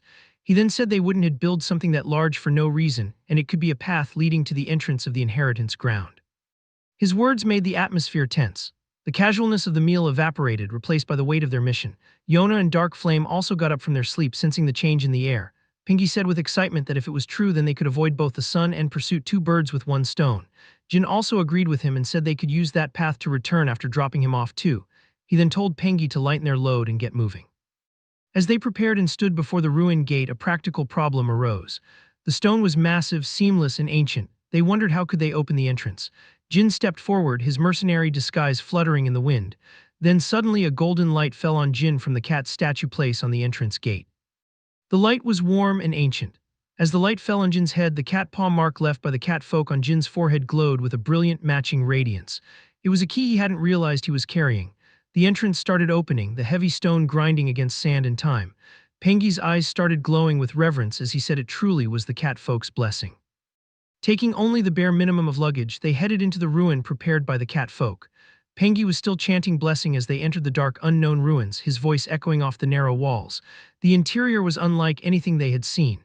The structure was like a maze, a labyrinth designed to confuse and trap the unworthy. They were wandering around inside it for hours, but every time they found the road blocked by fallen rubble or intentional dead ends. There were endless branching paths, each looking identical to the last. Often they stood before multiple paths, wondering which one was the right one. Even the beastmen present, with their heightened senses, couldn't find the way properly. As they stood before multiple paths, the frustration began to mount. Pengi stepped forward, his pride as a traveler at stake. He declared that he would find the path properly. He added that their tribe had a secret art passed down through generations, a way of sensing the true direction. Dark Flame also said that he would find it. He didn't want to be outdone by the rat beastmen. Hearing that, Pengi mocked Dark Flame, saying a directionless fool was talking about finding a path. The Watertail busted out in anger and called Pengi a fraud. The two of them began to bicker, their voices echoing through the stone halls. Then both of them tried hard, showing off their skills and tried their best to prove their superiority. Pengi splat on his hand and crushed it. The directing his split fell, he chooses that path. It was a crude but traditional method of his folk. And Dark Flame sensed water from his tail and chooses that path, his tail twitching as it sought out moisture in the dry air. They both entered the paths they selected while Jin and the others stood still, watching the two small figures disappear into the gloom. A few minutes passed in silence. Then a series of splashes and thuds were heard. They both saw the paths blocked by sand and water and hurried back, looking disheveled and embarrassed. Then both of them chose the last path, pointing in unison and saying it was the correct path. Jin was standing behind in awe, wondering how he had ended up with such eccentric companions. But even after finding the way somehow, it wasn't exactly smooth. The ruin was not merely a maze, it was a fortress. As they entered the path, they stepped on a trap. The floor clicked ominously. From the holes in the wall, cat paw-like sharp objects were thrown at them. The projectiles hissed through the air, but the group was skilled. They easily evaded them, their movements fluid and sharp. Going forward, Dark Flame touched the wall, hoping to steady himself. Instead, he activated a pressure veil trap. The air itself seemed to thicken and crush down on them. They was barely saved by Jin's quick thinking and Yona's raw power. Along the way, they were faced with many similar traps. The catfolk were clearly protective of their secrets. A giant axe almost fell on Pengi as they crossed a narrow corridor. The axe was so close that it cut Pengi's fur from behind, revealing his bare, trembling skin. He fell onto his knees in fear, his breath coming in ragged gasps. Jin pulled him up, and somehow clearing the path, they continued their journey. The dangers didn't end there. In a downward slope, a huge round cat-faced stole fell from behind. It was a massive boulder carved to look like a grinning feline. It scared the hell out of the little beastmen. They run for their lives trying to avoid being crushed, their feet pounding against the stone as the cat chased them down the incline. In the end, they finally reached before a giant majestic golden door printed in cat paw. A huge golden statue of a cat was placed before the door, its eyes made of glowing gemstones. From the statue a voice came. It was deep, resonating through their very bones. It said that they had worked hard to get there and it was the final gate. The voice informed them that if they answered the 3 riddles it gave, the door would open. Without giving them a chance to breath, it started the questions. Jin was very frustrated. The constant delays and puzzles were wearing on his patience. He barely held back himself from smashing everything with his sword. The first question was, when rain falls in the desert, who wakes up first? Pengi, remembering their encounter earlier that day, replied it was the desert fish. The voice took the answer correct, the gemstone eyes of the statue flashing. Then it asked the second question, what is one yet two, absent yet present? Yona stepped forward, her expression uncharacteristically thoughtful. She replied it was a shadow. Again the answer was correct. Dark Flame was pushing hard to answer the last question, wanting to finally contribute. But the voice said the last question had no fixed answer, so told them to speak from their thoughts. It was a test of character, not knowledge. Dark Flame gave up hearing that, his mind unable to grasp such an abstract concept. The last question was, in this world there are things forgotten against their will due to noble sacrifice or other reasons. Even so, if there is a reason we must seek them, what would it be? The words reason to search for what was forgotten was clinked in Jin's mind. He thought of his friends, his allies who had been erased from history. The forgotten race Plutonian and their golden city appeared in Jin's mind. He stood tall and spoke with conviction. He said what was forgotten exists again when there is someone who remembers it. He continued, saying even if it was forgotten and vanished, it surely once existed. If even one person tries to remember and seek it, he believed it would return to the world and gain light again. The statue remained silent for a long moment. Then it said it was a pleasing answer and they had passed all the gates. The last gate opened like a grand event, fire burning in ancient braziers and bright light appearing from outside. It wished the group's path ahead to be filled with star-like hope. As they passed through the ruins, they immediately reached the entrance of the inheritance ground, filled with the Plutonian's presence. The air felt heavy with ancient mana. It was nighttime, the sky stars were looming over the endless desert. The constellations seemed brighter here, as if watching over the sacred ground. They traveled for some time until they reached the final threshold. Jin then thanked everyone who crossed the desert with him and promised to meet again. They bade farewell, the beastmen and Yona looking on with a mix of sadness and respect. Jin then took out his sword and cut through the invisible barrier that separated this world from the next. He entered through the portal, the light swallowing him whole. On the other side, the world transformed. It was the golden city of the Plutonians, Laferosa. Jin had returned once again to that land, a place where he was not a wanted criminal, but a brother. As he entered, he removed his disguise as it served its purpose. He discarded the old mercenary's face, revealing the young Runcandel beneath. While the forces around the world chasing him would waste their time searching for him in the desert, he would be safe here. And when enough time passes, Pengi would deliver the sword to his family, and the world would finally quiet down thinking he was dead. Until then, he planned to finish the training he couldn't complete with his brother-figured Plutonians. As he entered through the portal, the Plutonians were already there to greet him. Belize lifted him in his shoulders, her eyes were sparkling with happiness. She was a giant of a woman possessing strength that could shake the earth. She announced that Jin had returned and asked who was going to wash him that time, as it was their tradition to welcome back a brother with a cleansing bath. Everyone present shouted it would be them and raised their hands cheering. The atmosphere was one of pure, unadulterated joy. As always, they planned to decide with rock, paper, scissors to see who would have the honor. Jin felt like somehow he had finally reached home as an innocent smile appeared in his face. The war and the bounty felt a world away. Here he was simply Jin. High within the desolate, jagged peaks of the northern reaches, the ice palace was standing in the middle of icy mountains, covered in snow that shimmered like crushed diamonds under the pale, wintry sun. The wind howled outside the thick, frost-laden walls, a relentless gale that bit at anything living, but the interior of the fortress remained a sanctuary of cold elegance. Inside the palace, wine was pouring into the cups with a soft, rhythmic gurgling sound as the conversation was going on between two of the most powerful women in the world. The air was filled with the faint, crisp scent of aged grapes and the underlying chill of ancient magic. Misha told the Ice Queen Talaris that she could have handled it alone and asked she had intervened.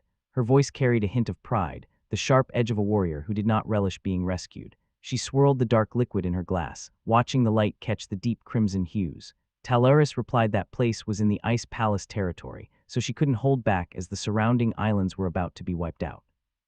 The Queen of the North leaned back in her throne, her expression calm but her eyes reflecting the absolute authority she held over these frozen lands. She wasn't just protecting a person, she was preserving the very geography of her reign.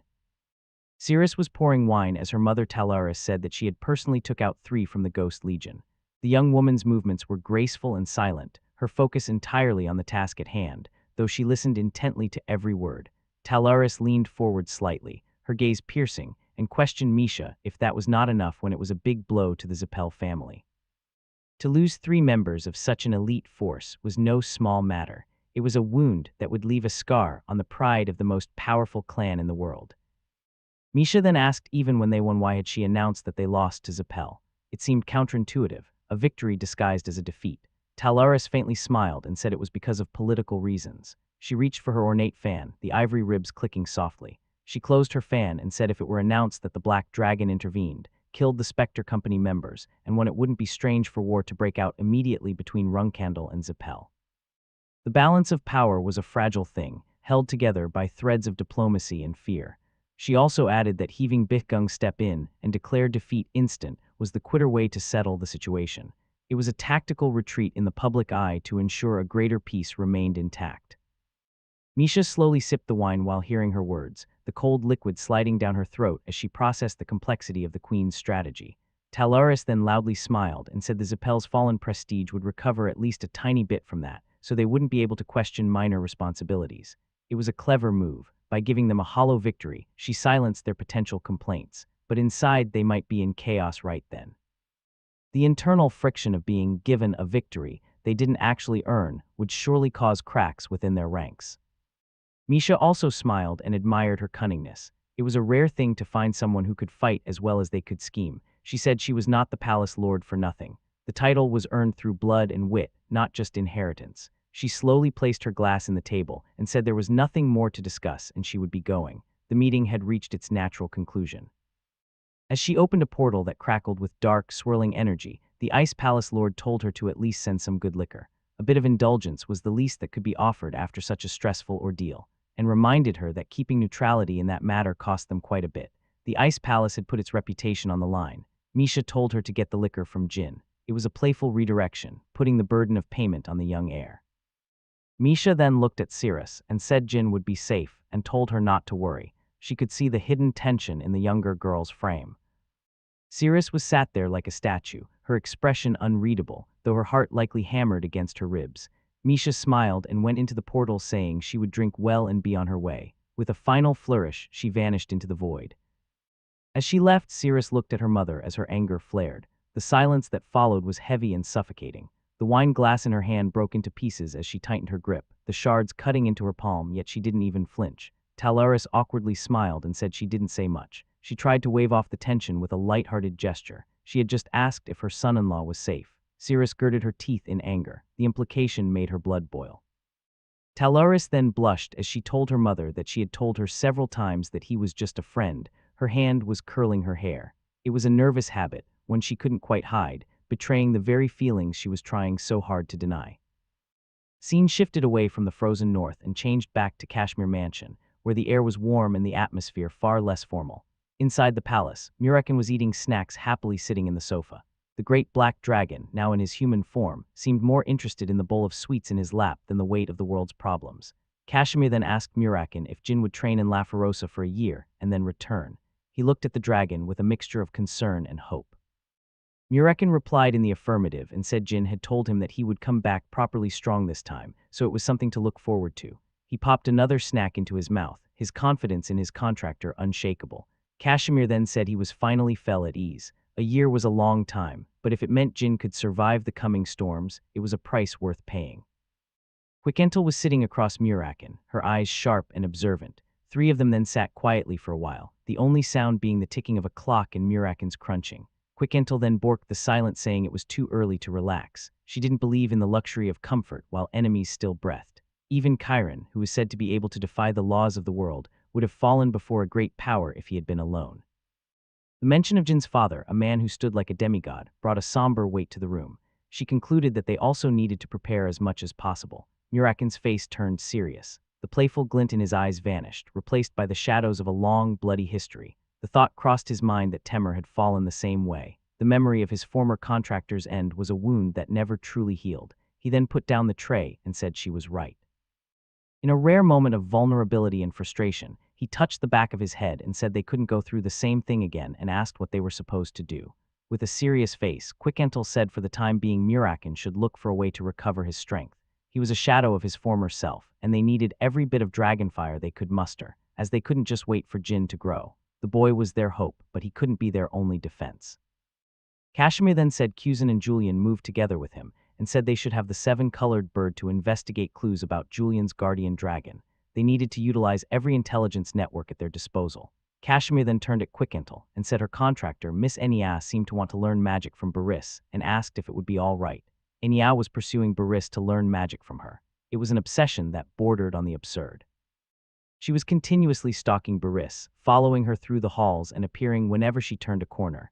Baris was annoyed from her behavior, her patience wearing thin as she tried to maintain her solitude. Enya was insisting on her own to learn from her, refusing to take no for an answer.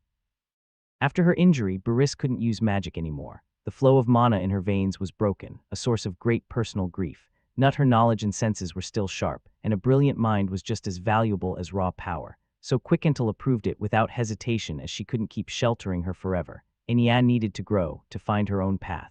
Enya's continuous effort to convince her finally worked. The sheer persistence of a young girl was a force even a veteran warrior couldn't withstand. Baris finally gave up looking her pitiful face and agreed to tech her. Quikental then said it would be good for Enya to have a teacher too, and stated that until Jin returns, each of them should do their best and wait. It was a pact of patience and preparation. The time flies by. Days turned into weeks, and weeks bled into months. Kashmir was searching for Julian's guardian dragon while guiding Kuzan and Julian, their travels taking them across vast distances. Enya was trying hard to learn magic under Enya's guidance, her dedication never wavering even when the lessons became grueling. After 6 months had passed, rumors began to spread that the youngest on Runcandel had died. The news moved like a wildfire, fueled by the silence from Jin's camp. Inside the Runcandel family villa, Pengi had appeared with his fellow clansmen and presented Jin's sword. The small, rabbit-like beast man looked tiny and insignificant in the grand, oppressive halls of the villa. Joshua looked at Pengi with grim look while Pengi was trembling in fear. The eldest brother of Jin, a man of immense power and dark ambition, radiated an aura that made the very air feel heavy. With a broken voice, he said that was a sword found at a ruin in the desert. He held out the weapon with shaking hands, his long ears drooping. He was sure that he saw it on the wanted poster, so he brought it there. Joshua understood everything but couldn't do anything. He knew the weight of what this implied, the political fallout of a dead heir candidate. After confirming the sword Bradament, the Vice Lord Joshua sent the Golden Tongue tribe with a huge reward and an escort. 2 carriages full of gold followed them silently as they left the villa. Pengi's fear was quickly replaced by an overwhelming sense of greed. As they reached home, he calculated the reward in excitement. He had never seen so much wealth in his entire life. He couldn't hold back seeing the huge amount of gold staked before him. The metal glowed in the sunlight, a hoard fit for a king. With sparkling eyes, he said by his calculations, his descendants would have enough fish to eat for their entire lives. It was a simple dream for a simple creature, now realized through the supposed death of a hero. Yona and Darkflame was also looking at the gold in excitement. The little blue minion-like creature jumped up and down, his water tail splashing. They celebrated together as they became reach. They danced around the carriages, unaware or unconcerned with the tragedy their discovery would signal to the rest of the world. 6 months later, after Jin disappeared, the death of the Runcandel heir candidate was officially announced to the world. The declaration was made with all the grim solemnity of the Runcandel clan, and those who read the flood of news could not hide their shock. A star that had burned so brightly had seemingly been extinguished in the sands of a desert ruin. Dante Herm, who did not know the truth that Jin was alive, was furious. He didn't just feel sadness, he felt a burning, agonizing rage. He He trained nonstop every day until his body collapses. He pushed himself past the point of exhaustion, his mind replaying every moment he had failed to be strong enough. He trains so hard that his hand starts to bleed from it as his desperation grows for his weakness that day. Every drop of blood on his sword was a testament to his grief. Elsewhere, the impact was handled differently. Verdant Zipple had his memories completely controlled by his family. The young man moved like a puppet, the traces of his friendship and his shared history with Jin scrubbed away by the cruel magic of his kin. He lived in a world of manufactured truth, unaware of the loss the world was mourning. On the other hand, in Laferosa, Jin was training for what was to come. He was far from dead, though the world believed otherwise. The air in this hidden realm was charged with ancient power. He was getting ready for the future dangers as he trained hard under the guidance of the Plutonians. The air in Laferosa was unlike any other place in the world. It was heavy, ancient, and thick with the stagnant scent of centuries-old dust and forgotten magic. After 6 months in Laferosa, Jin was sitting under a massive fountain, training his mind. The water thundered down behind him, a relentless roar that drowned out the world, but he remained still, his breathing shallow and rhythmic. The spray of the fountain chilled his skin, yet he did not shiver. He was getting prepared for what he was about to face in the future. Every fiber of his being was focused on the horizon of his own potential, a horizon that felt frustratingly distant despite the grueling labor he had endured. As the mist clung to his eyelashes, he sat there motionlessly, thinking about the past 6 months' training and the improvements he had made. He mentally cataloged every scar, every hardened muscle, and every ounce of stamina he had gained since stepping into this inheritance ground. Yet, as he reached the end of his self-assessment, a cold weight settled in his chest. He was not satisfied with the results. To anyone else, the progress would have seemed miraculous, but for a Runcandel and for a brother to the Plutonians, good enough was a death sentence. The memories of his arrival were still vivid, etched into his mind by the sheer physicality of the trials. After arriving at the inheritance ground, the first 2 months he spent with the Battle King building up his basic physical strength. It had been a period of raw, unadulterated pain. He remembered the looming figures of the 12 Battle Kings, their eyes like cold stars as they watched his every move. Under their supervision, the training was primitive but effective. All of them tied a huge boulder in their back and squat nonstop and many other strength-based training. He could still feel the phantom weight of those stones, the rough ropes biting into his shoulders, and the way his knees had trembled until they felt they would shatter. Hour after hour, day after day, he had pushed against the limits of his mortal frame.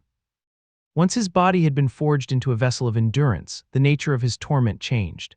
After that, he sparred with the 5 Battle Kings for 4 months. These were not mere practice sessions, they were onslaughts. They were much more powerful than him. Every time he stepped into the ring, he felt like a child trying to hold back the tide. What made it more humiliating was the restraint shown by his opponents.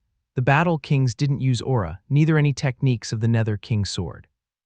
They fought with nothing but their raw, honed instincts and physical prowess, yet it was more than enough to overwhelm him. Jin's mind raced as he recalled those countless defeats. Jin tried to match up to them using every last bit of his strength, but the more he fought, the more he realized the difference between them. It was a chasm that spanned worlds. He couldn't even avoid the Plutonians' attacks. He was brushed and cut everywhere.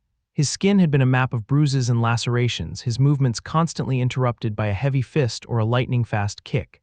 But when he tried to attack, his attacks never reached them. It was as if he were striking at shadows or the wind itself. No matter how hard he tried, they blocked his attacks easily. Even when he pushed his mysterious lineage to the forefront, the results remained the same. He used his heart of the Nether King to attack, but even then it made no difference. The power flared within him, a dark and ancient pulse, but it met the immovable wall of the Battle King's experience. Jin was really frustrated and thought he definitely obtained the heart of the Nether King race, and through the Fang Boras engraved, his brother's techniques were in his head. He had the knowledge. He had the power. He could remember their every attack pattern, every technique, and every power, but that was all. Knowing the path was not the same as walking it. Despite the divine gifts within him, he was thrown around like a powerless doll. In the quiet under the fountain, he felt despair. It was a heavy, suffocating emotion that threatened to extinguish his inner fire. However, Jin was not a man to be broken by sadness. The powerlessness he felt made him motivated to push forward. He knew the stakes. The world was overflowing with strong people whom he had to face in the future, like his brother, the wolf race, and the Zipple family mages. He envisioned their faces, the arrogance of the mages, the predatory hunger of the wolves, and realized he was nothing before them. A bitter smile touched his lips as Jin cursed himself, thinking all he could do was just survive by receiving help. He felt like a burden, a passenger in his own destiny. He remembered the past incidents like in the secret palace where he escaped from Murakin and Misha's help. Then the memory shifted to a darker place, and he recalled the incidents in the Holy Land where he couldn't protect the people he wanted to save. The faces of those he had lost haunted his dreams. He felt like protecting someone's life felt endlessly far away for him. Thinking all that, Jin finally opened his eyes, thinking he couldn't stop there. The despair didn't vanish, but it transformed into a cold, hard resolve. He grabbed his sword and slowly got up, his resolve unwavering, thinking the people he had to protect were increasing endlessly. He counted them in his mind, his allies, his subordinates, the beastmen who helped him in times of danger, his friends who risked their lives for him, and finally his master whom he hadn't even met in the present life. They were his anchors. Thinking all that, he stood up and held his sword high. The blade caught the dim light of Laferosa, a sliver of silver against the gray. He wanted to understand his brother's intentions, the efforts they put in to train him. He knew they weren't just beating him for sport, they were trying to show him something he couldn't yet see. Jin then swings his sword into the air using his full force. It was a strike born of frustration, hope, and sheer will. The water around him splashed high into the air from the force of the swing, the droplets shimmering like falling diamonds. High above, perched on the jagged edge of a precipice, the battle kings were watching him from a nearby cliff. Their silhouettes were imposing against the horizon. Seeing the force of the attack, they were concerned about Jin. They saw the desperation in his movements, the frantic energy of a man who felt the clock ticking. The eighth king, Garmund, asked the others what they thought and if it was okay to keep going like that. He looked down at the small figure by the fountain, his voice echoing softly. He also added that there was not much time, and he didn't see any improvement, not even a hint. The fifth king, Boraz, replied in the negative and said he knew that was the decision of the god of war, but even still, that was an absolutely necessary process. He spoke with the weight of someone who understood the mechanics of growth, and he added that they must know that as well. He turned his gaze toward the young Runcandel. He then pointed out that unless he was able to restrain and realize on his own, the overpowered swordsmanship runs in Jin's Runcandel blood. For that reason, he couldn't move forward without reaching required proficiency. Boraz sighed, the sound like the wind through ancient trees. He said it depended on the trainee's level of proficiency. One can never know if it would take months or years. True mastery could not be rushed by desire alone. The fourth battle king, Rinfa, said most never realized that, even after training their whole lives. It was the tragedy of the talented to have the tools but not the hand to wield them. Boraz then told them to go back as Jin would have to take his own time. He knew that some realizations only came in the solitude of the soul. Garmund touched his beard and thought of something, while Jin was still training, swinging his sword. The suns of Laferosa began to dip, casting long, purple shadows across the terrain. After the training session, Jin changed his clothes and walked through the forest. The trees here were twisted things, their leaves metallic and clinking in the breeze. Then he suddenly saw Garmund. The massive battle king was standing in a small clearing, his presence impossible to miss. Jin stopped in his tracks. He was shocked to see him at that moment. Usually the kings kept their distance outside of training hours. They greeted each other with a smile, a rare moment of levity between the warrior and the student. Garmund then took out a golden liquor bottle and proposed to Jin for a drink. The bottle seemed to glow with its own internal light, the liquid inside swirling like liquid sunlight. In the next scene, we see Jin and Garmund started drinking, sitting in the forest. The ground was covered in soft moss, and the air was filled with the chirping of otherworldly insects. They chatted in the forest happily, without any concern of the outside world. For a moment, the weight of the Zippels and the Runcandels felt a lifetime away. Jin talked about what happened in the time he was outside. He told stories of the secret palace, the bustling streets of the empires, and the friends he had left behind. Garmund then asked how it was staying in the Laferosa and if he was encountering any difficulty in his training. Jin smiled and nodded in agreement and said since he didn't know the brothers' intentions, he felt lost. He took a long draught of the liquor, feeling its warmth spread through his chest. Jin then said no one had used the shadow sword or the bright night technique. It was the core of his confusion. They were sparring and training non-stop, yet the very techniques he expected to master were kept hidden. He then concluded that there had to be a reason for that, and he had realized how much he was lacking. Garmund was stressed that he couldn't reveal the reason for that kind of training, as it was for Jin to find out for its effectiveness. He shifted uncomfortably, the secret heavy on his tongue. But before he could say anything, the seventh battle king, Belize, asked Jin if he couldn't hold back in what he was doing there. Her voice was sharp, cutting through the peaceful atmosphere. Jin looked up in surprise, seeing her perched on a branch above them like a bird of prey. Belais then jumped down from the tree, saying the 8th Battle King was holding a lot of affection toward him and it seemed he was disturbing Jin's training. She landed silently on the moss, her eyes dancing with mischief. Jin asked if that was really the truth, looking between the two giants. Garmin turned his head, trying to avoid eye contact, his cheeks flushing a faint red under his beard. Belais mocked, saying he must know that. Sweating heavily, Garmin asked what she was saying as he just wanted to talk about life. He looked like a giant caught with his hand in the cookie jar. Belais then picked up the liquor bottle and smilingly asked if they were sitting there talking about life, then why had he stolen the 600-year-old gemstone liquor? Jin heard that and thought, no wonder it had a deeper flavor. He looked at the bottle with newfound respect. Belais smiled and asked if it wasn't incredible. While sipping the liquor, Jin praised it. He had tasted the finest wines of the Runcandel estate, but this was something else entirely. A faint golden glow appeared as he drank the liquor, his very aura reacting to the ancient brew. Belais then said with a smirk that as enjoyable as that was, the 8th Battle King would have to work for a bit in her winery. The punishment for the theft was clear. Garmin became frustrated hearing that but couldn't say anything. He knew he was caught red-handed. Jin was surprised and asked about her winery and if she made the gemstone liquor herself. He hadn't pegged the fierce 7th King as a vintner. Belais replied with pride that she makes that every day with a lot of care and asked Jin if he wanted to see. She stood up, dusting off her tunic. Jin smiled and agreed to the request, saying he could use a mental break from training. He needed to step away from the sword for a few hours if he were to keep his sanity. Belais then led Jin into a huge cave.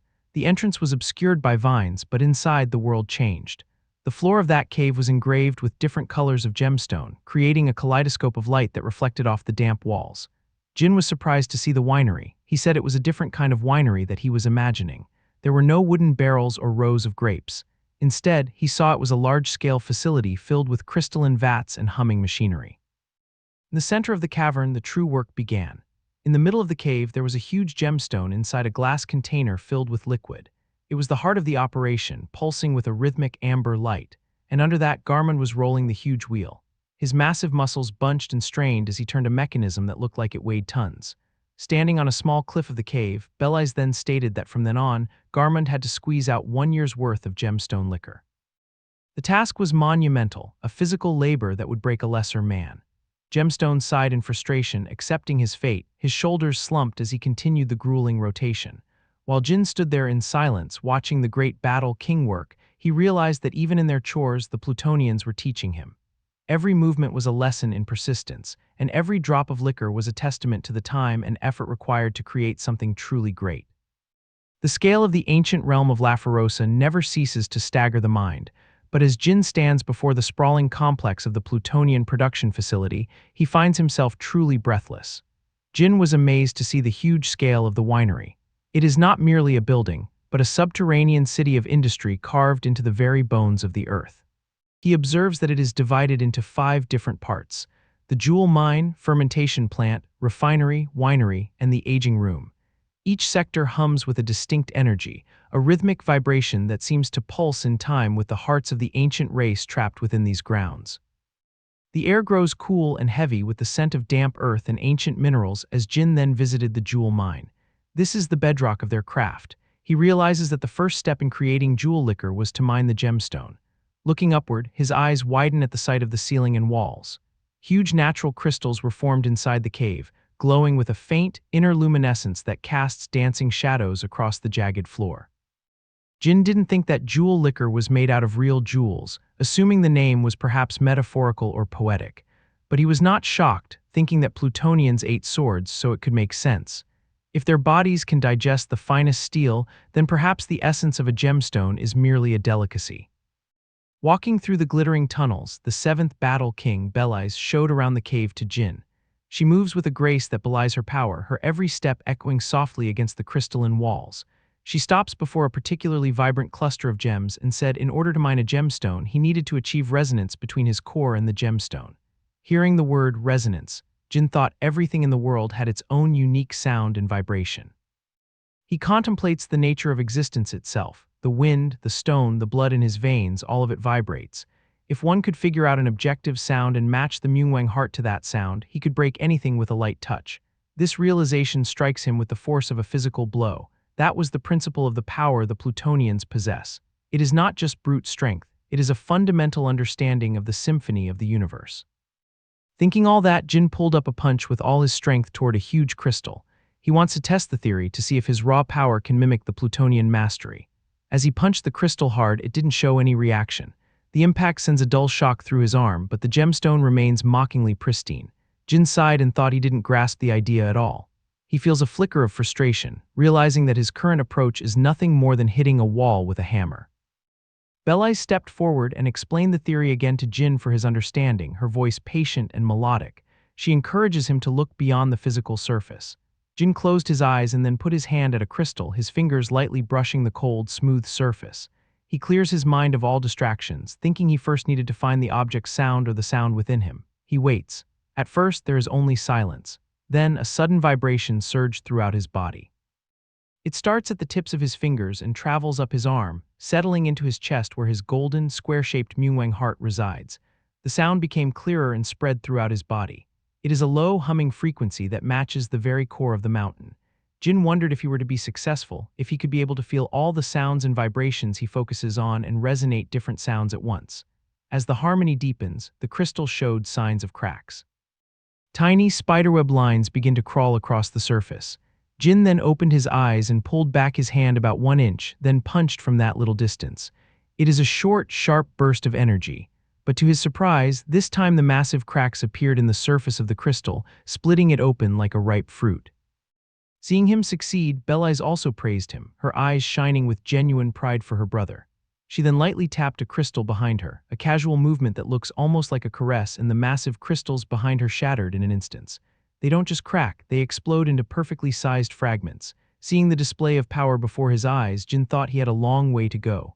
The gap between a single crack and total disintegration is vast. The work continues with a grueling but rhythmic pace. They collected the gemstones in a pot and headed toward the grain field, an underground oasis where bioluminescent flora provides the necessary light for life. They collected grains and other ingredients which were nurtured with utmost care. Every stalk of grain feels heavy with mana. They mixed everything together and the fermentation begins. The air in the plant becomes sweet and intoxicating, thick with the scent of rising yeast and crushed minerals. That concluded the basic work for the jewel liquor. Belais then started the most important process of the refinement. She leads him to the center of the refinery, where a complex array of stones and symbols is etched into the floor. She sat in the middle of the prepared ingredients and released her aura. The pressure is immense. It feels as though the air itself has turned to liquid. The formation resonated with her aura, and the formation crystals started to glow with a brilliant, blinding light. From that energy, the crystals with the ingredients turned to shreds before Jin's eyes. It is a beautiful and violent transformation, the solid matter breaking down into a glowing, energetic slurry. Belais then told Jin that what she just showed him was the refinement process. Her voice is steady despite the massive output of power. As the name suggested, that process makes or breaks the jewel liquor. She gestures toward the swirling essence. A refined jewel was refined into small pieces and shines. Depending on the light's color and brightness, its smell changed. It is a sensory overload, one moment smelling of deep pine, the next of sweet honey. Then using the vacuum tube, the liquor was sent to the winery. It travels through long, translucent pipes that glow with the passing liquid. Inside the winery, where the jewel pieces gathered and became large jewels again, the liquor begins to take its final shape. She also added that depending on the hardness, the depth of its flavor changed. It is a delicate balance of physics and alchemy. The brighter it shines, the more fragrant the smell, and the harder the jewel, the deeper the flavor. As the jewel gathered in the winery, Garmon started the winery, pushing the huge wheel under. The 8th Battle King is a titan among men, his muscles corded like iron cables as he leans into the gargantuan mechanism. Depending on how refined it was, jewel liquor could be completely different. Jin and Belais then walked out from the winery, leaving the sounds of the grinding gears behind. Belais told Jin that she would replenish the refining stone and asked Jin if he wanted to try refining it himself. Jin asked if he could really do it, a hint of hesitation in his voice. This is the heart of the process, and he is still a novice. Belais told him to sit in the middle of the formation, meditate, and follow her instructions. She kneels beside him and added that it was similar to mining the gems. Belais instructed Jin that back then he focused on one thing and resonated with it. She explains that mining is a singular focus, like a needle. but during the refining process, he needed to resonate with the echoes coming from countless jewels and told him to focus on the countless scattered echoes. It is like trying to listen to 1,000 conversations at once and finding the melody within the noise. Jin tried to focus and felt the vibrations from the countless small crystals. His mind strains under the weight of the feedback. Bellies told him to try feeling the largest ones first, and the moment he successfully resonates, he should try to bursting the lightning energy in his heart. He focuses on the leaders of the resonance, the anchor points within the slurry. He feels the golden crystal in his chest heat up, vibrating with a frantic energy. Jin tried according to her instructions, and a golden light covered the whole refinery. The flash is so intense that for a moment, the world disappears into a sea of radiance. When the light fades, Bellies showed a smile and praised Jin. Jin asked if he had done right, his breath coming in short, ragged gasps. Bellies said it was perfect. She beams at him, clearly impressed by how quickly he adapted. Bellies then told Jin that the refined gemstones passed through the spinning wheel, which was powered by the 8-battle king, Garmund. They look over to see the great warrior still at his task. His body was trembling as he was spinning the huge wheel. The resistance of the refining process is clearly immense, even for a battle king. And drop by drop, the glowing liquor falls into the moon jars in the underground aging room. The sound of the droplets is like crystal bells ringing in the dark. She stated that, depending on the creator, the jewel liquor would be complete after being fermented for decades or centuries. Bellies then asked what he thought about the process of making the jewel liquor. Jin replied that was an eye-opening experience. He looks at his hands, still feeling the tingle of the resonance. Garmund was sitting beside them, exhausted, his massive chest heaving as he wiped sweat from his brow. Jin also added that the process was fascinating, but resonating with the Myungwang heart was truly extraordinary. He feels a strange clarity he has never experienced before. It felt like his worries had been lifted, and he got a lot of help from that. The mental discipline required for resonance seems to have purged the clutter from his mind. Bellies said she was glad that she could help, resting a hand on his shoulder. And she added that resonance was also possible with shadow energy, but the process was a little more complicated. Garmund then asked for a drink as he was exhausted. His voice is a low rasp. Jin said he had never seen him so tired before, genuinely surprised to see the powerhouse of a man so drained. Making an annoyed face, Garmund said it looked like he was just turning the wheel, but squeezing the essence out of the jewel liquor was not an easy job. He grumbles about the lack of appreciation for the physical toll of the crushing phase. Garmund stood up, stretching his body, and thought no one could compare to how hard the refining was to process. He glances at Bellies with a smirk, but then looks at Jin with a more somber expression. He thought that Jin's job was not easy either. Jin then said he would try turning the wheel next time and offered them to buy a drink. A light-hearted moment among brothers. Both of them accepted as they left the winery, their footsteps fading as they head toward the common areas of Laferosa. However, the winery is not entirely empty. Inside the winery, in a colorful jar, some liquor was stored in a separate room, carefully stored.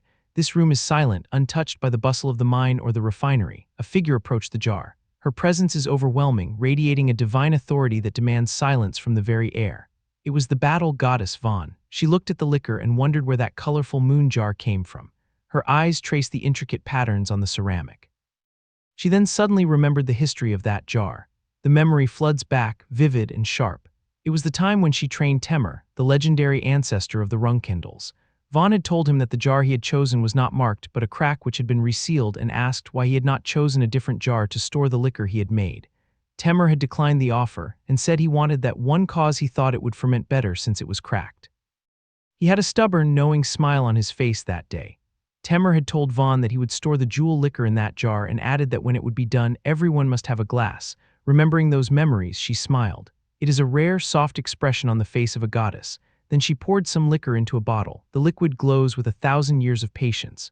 Filling the bottle, she thought how time flies by so fast. A millennium had passed in the blink of an eye, yet the promise of a drink remained. Then the scene changes to a forest.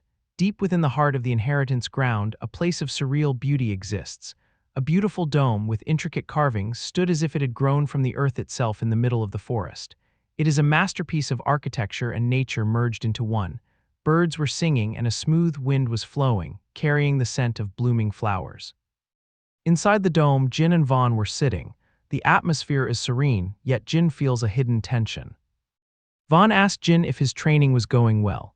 Jin replied that the more he trained, the more obstacles he faced. He speaks with the honesty of a student to a master. He also added that the short amount of time he spent recently brewing the jewel liquor was very helpful. Vaughn comforted him, saying the more impatient he became, the easier it was for him to fall into a trap, and putting a lot of pressure on himself was not always helpful. Her voice is a soothing balm to his anxious spirit. She also suggested that, from her understanding, true training was figuring out his inner feelings.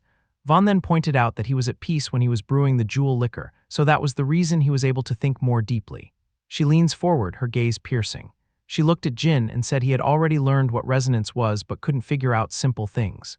She told Jin that he would face many things in the future and told him not to forget it. The weight of her words feels like a prophecy. She handed Jin a glass of liquor and told him to drink up. She added that was the liquor brewed by his predecessor. Jin looked at the glass with shock. This is the liquid history of his bloodline. Without hesitation, he drank it in one go and complimented the liquor. The flavor is beyond description, a symphony of 1,000 years. Vaughn said it was about 1,000 years old. Vaughn looked at Jin as she had something in her mind.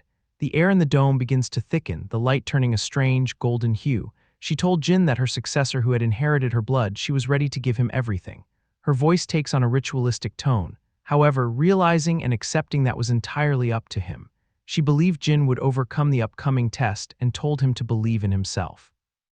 Jin asked what she was saying, his mind racing to catch up with her cryptic warnings. But before his words ended, Jin felt a piercing pain in his chest. It is a sensation like a hot iron being driven through his Myungwang heart. He fell unconscious on the table, the glass falling from his hand. The shatter of the glass echoes through the dome. His eyes were glowing in golden light, flickering with an unstable energy. Vaughn walked toward him and stated that she was going to kill him. On the other side, the battle gods had gathered and were drinking. They are in a festive mood, yet there is an undercurrent of solemnity. The fifth battle king, Boraz, said the battle goddess Vaughn had summoned Jin to the floating garden. Belais asked if that was real. Boraz replied he was sure the ritual had begun. He takes a deep swig of his drink. Boraz remembered when Vaughn had told them that it was up to them but didn't show any mercy when transferring her blood to them. The memory of the pain makes him grimace. He wondered if Jin was doing all right. The fourth battle king, Rinfa, said back then, and now Vaughn had believed in Jin and they should also believe in him. Garmund asked Belais if she had told the battle goddess that Jin had brewed jewel liquor and asked what her opinion was. Belais replied that according to the strength of the jewel liquor that Jin had brewed, she had told her that the ritual was doable. She looks toward the direction of the floating garden. She also added that Jin was their light, so their fate was the same. On the other side, Jin slowly opened his eyes and found himself in a different world. The sky is a fractured mess of colors, and the ground is an infinite plain of gray stone. He looked around and wondered how he got there when he was clearly with the battle goddess a moment ago. He realized that he was holding his sword, Sigmund. The hilt feels familiar in his grip, yet he is confused. He questioned how it appeared in his hand. Then suddenly, Vaughn appeared behind him. There is no warmth in her eyes now, only the cold, sharp focus of a predator. Before Jin could understand anything, she sliced off Jin's hand. Jin was shocked and looked back but saw his body intact. The phantom pain of the severed limb is excruciating, yet the hand is still there. He wondered if he was hallucinating. Before his thought ended, Vaughn again struck him. The speed is beyond human comprehension. Blood poured out from his mouth. He stumbles back, his mind reeling. He wondered why she was killing him. Jin was cut down again and recovered in the next moment. It is a cycle of horrific violence. He tried to think of it as an illusion, but the pain was so real. There is no numbness, no fading of the senses. He felt every slice, every strike landed on him. He died countless times in that dream space. Each death is unique, each recovery more agonizing than the last. In the outside world, Vaughn was holding Jin in her lap as he was unconscious. The peaceful dome is now a site of a silent, spiritual war. Both of their Myungwang hearts were glowing in faint red, pulsing like a dying star. Vaughn looked at Jin as he was bleeding from his eyes and his pupils were rolled backwards. His body twitches with the trauma of the dream space. In the dream space, Jin felt himself in a pool of blood. The warm, copper-smelling liquid rises to his chin. He was drowning in an endless pit, the darkness closing in as he continued to die and be reborn in a loop of eternal suffering.